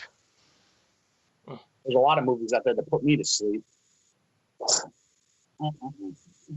So I guess is that everybody's done then with this question? Mm-hmm. I am finished. This is the longest show we've ever done. It's like 2 shows. You should just split it up and put it out for the next 2 weeks. Get a bunch of yahoos together just to talk about shit, you know? Yeah, it's fun, man. Yeah, So it is. It's fun. It is fun. I was nervous when I first got on because I've never done one of these before. So, but it's really cool. Well, I mean, I know it's got to be intimidating being with podcast gods. I know. You mean podcast? Like I put in the intro. You mean podcast sounds, right? Yeah. Get it right. We're just guys who will talk about stuff and make each other laugh doing it. Yeah. And then make really dirty jokes and act gay towards each other. Yes. Well, and some put on racist humor. Yeah. The thing of it is real quick, I'll throw this in real quick. Every show that I've listened to, you guys what makes it funny is you guys sit there ragging on each other, not intentionally. It's like you guys will talk serious for about 10 minutes. And then at the end of that, you'll all start cutting down on what everybody was talking about. And it's hilarious. Oh, that's intentional. Laugh. Trying to be professional about it. Yes, absolutely. Professionalism is good. But it is funny. It's good to listen because everything we talk about is relevant. And the one closing argument, but we skipped past the Transformer thing, so I guess we'll get on with other stuff. We'll have to talk about it another time. Has to do with the Rising Motor Master that you guys were busting on the last one podcast you guys did. Every Motor Master that comes out, me and Chris are both Motor Master fanatics. I've been on the never-ending quest to build the perfect one for years, but I always give every Motor Master that comes out, other than the Combiner Wars junk heap that they made, a second look, and only because every one that I see coming out has promise. It depends on how much promise, because you can always add a little love to it to make it the perfect version in your eyes. It matters to who's collecting it, or at least that's what I think. But every Motor Master deserves a second glance, maybe even a third. And a forever home. Real quick, what's your favorite Motor Master that's come out that you did not make? None. None? Like you don't have a favorite out of them at all? Nope. You know why? Because they all suck. Each one is missing something. None of them are cartoon accurate. They haven't come out with anything cartoon accurate. They're so afraid of copyright, and that's what me and Chris have talked about. They're so fucking afraid of copyright issues. This shit is 30 years old. I was like, dude, you could take a few liberties and still make it close to cartoon accurate. The Motor Master that TFM put out is gorgeous. The vehicle mode is gorgeous. The combined mode is cool. I haven't even taken it out of the box yet. From what I've seen from the reviews on them and everything, they keep going comics or Studio Ox, which is all right. But everybody's afraid of making G1. Everybody's afraid. At least not Keith. Huh? And not this. I said not Keith. KF or X Transbot's making it, and now which call's making it? DX9, and that rising piece of shit that you were talking about. Well, it's a piece of shit for now because we're only looking at test shots. The final product, Well, who's the one who made it? The Fans Project? Fans Project made it. What'd you say? Yeah. To me, that was a joke. It was a joke. To me, the reason why I say it was a joke is it was it's an overly complicated pile of shit. And the Motor Masters I make, I'm not making an ego about it. I have no ego. I'm very humble, and I do appreciate the kind words you guys have really given me. Is why do you have to make the Motor Master I make is not overly complicated, but it looks really, really good. Why can't a third-party company or any official company, for that matter, make a figure that looks really pleasing to the eyes, isn't so overly complicated? The minute you transform it, something breaks on. the third-party companies, you know how they're constantly replacing parts on them, or they're sending out replacement parts because they keep fucking it up. I think it's because we have such big American hands. That transformation one I saw was pretty cool. The Menosaur is. I mean, he's like. I think isn't he? Is he? He's not even IDW. Isn't he like all the way back to Dreamwave? Yeah. I haven't even taken it out of the box. I've seen reviews. Emgo did a bunch of reviews on him. I follow his reviews more, and Bobby Skullface, you know. But I have them still in their boxes. I haven't even taken it out of the boxes because I don't believe in opening them yet until I get dead end. They're dead end, overview. And then I'll take them out and mess with them a little bit. But I haven't really had a chance to really enjoy them because I want to compare my Motormaster to theirs. I mean, it's definitely, theirs is way better engineered, but they have an army of engineers to do that. Me, it's just me in my mind, and that's it. You know, just like when Chris customizes something, he uses his head, what he wants, what he thinks it should look like and be, and to the degree of complexity that he desires. Me, I like... You don't know me. You don't know what's in my brain. I might not, but one customizer to another, we were striving for the perfect figure. Yes. I'm sorry, I'm getting punchy because I'm tired. Yeah, we need to start wrapping this up. It's been a fun ride, though. But I'll bring that. I wanted to bring that to your attention. I mean, as far as Motormasters are concerned, unless they now the ones who's it DX9's making the more cartoon accurate ones. Yep. We shall see. We shall see. The Wild Rider and Breakdown look great. That I saw the alt modes and the car modes. The alt modes and the look great. We'll see. We'll see. All right. All right. That. Well, it was great having you on, man. Yep. Thanks for coming on, man. It's certainly an honor. I do consider it an honor because Chris is a very good friend of mine. We've never met in person. Hopefully that will be remedied. But you guys, I hope you guys have a great time at the con. I wish I could go. I really do, but my job, I get 2 weeks off a year, and I haven't even got my summer vacation yet because of all the problems at work. So I just can't take the time, like I'd like to. Hopefully we'll meet up sometime. Oh, yeah. All right, man. So I guess let's go on to the shout outs. Go ahead and close the show out. Mm-hmm. All right. So I guess shout out to TF and What the Fuck Ever, the greatest Transformer and What the Fuck Ever podcast group ever. LNOW Customs, an international consortium of Transformers customizers and creators. Third-party TF crashers, Yul Eblamo. Yul was, like I said, he's our favorite other listener. Hell Hasbro Reviews with Matthew Deluxe Baldwin. Shattercast Uncut, of course. Bobby Skullface, thanks for the input, man. We really appreciate it. Got a lot of respect for what you do, too, man. Figgah Bangin. Legions, which is the fountain of material for the show. And just generally a good time all week. I'm going to shout out the ROC and the Cool Table Network myself. Anybody else have anybody else they want to shout out? Shout out? No. Shout out to JC for ditching us. Yeah. Shout out to JC for going to work and stuff, making money. Yeah. What's that? Responsibility. Yeah. Well, sometimes, no matter how much we not want to, sometimes you got to do whether you want to or not.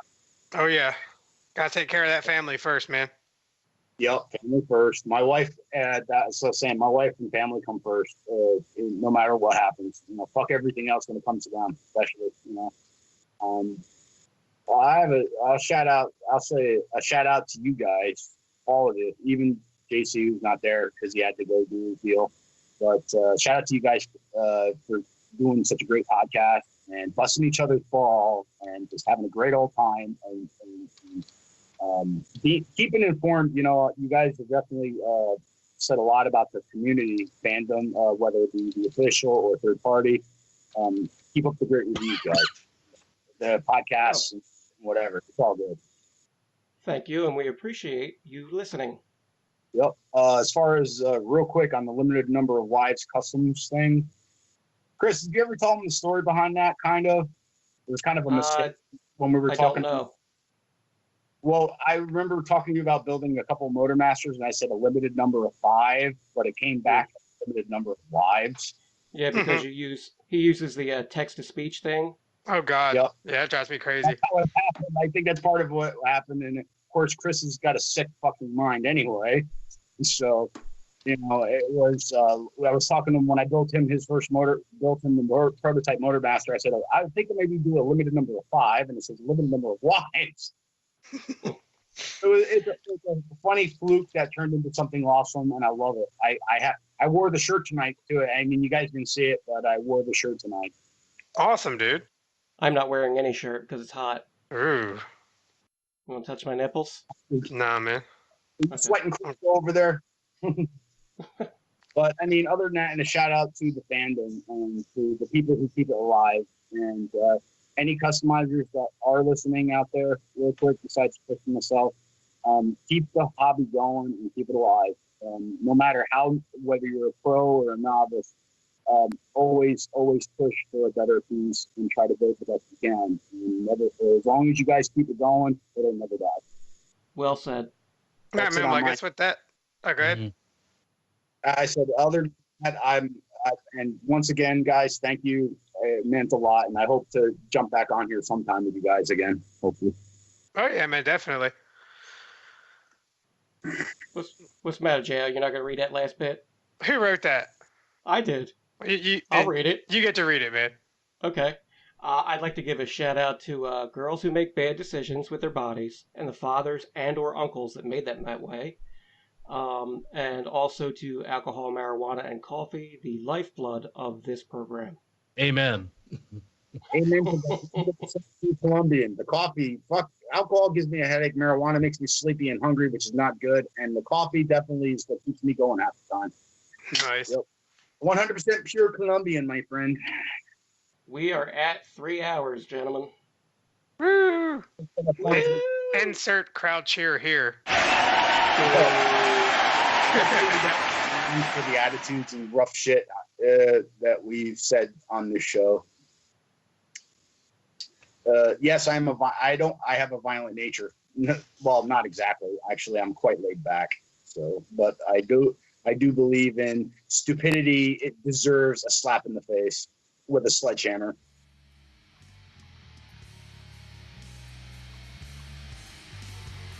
If you liked what you heard and want more, like and subscribe.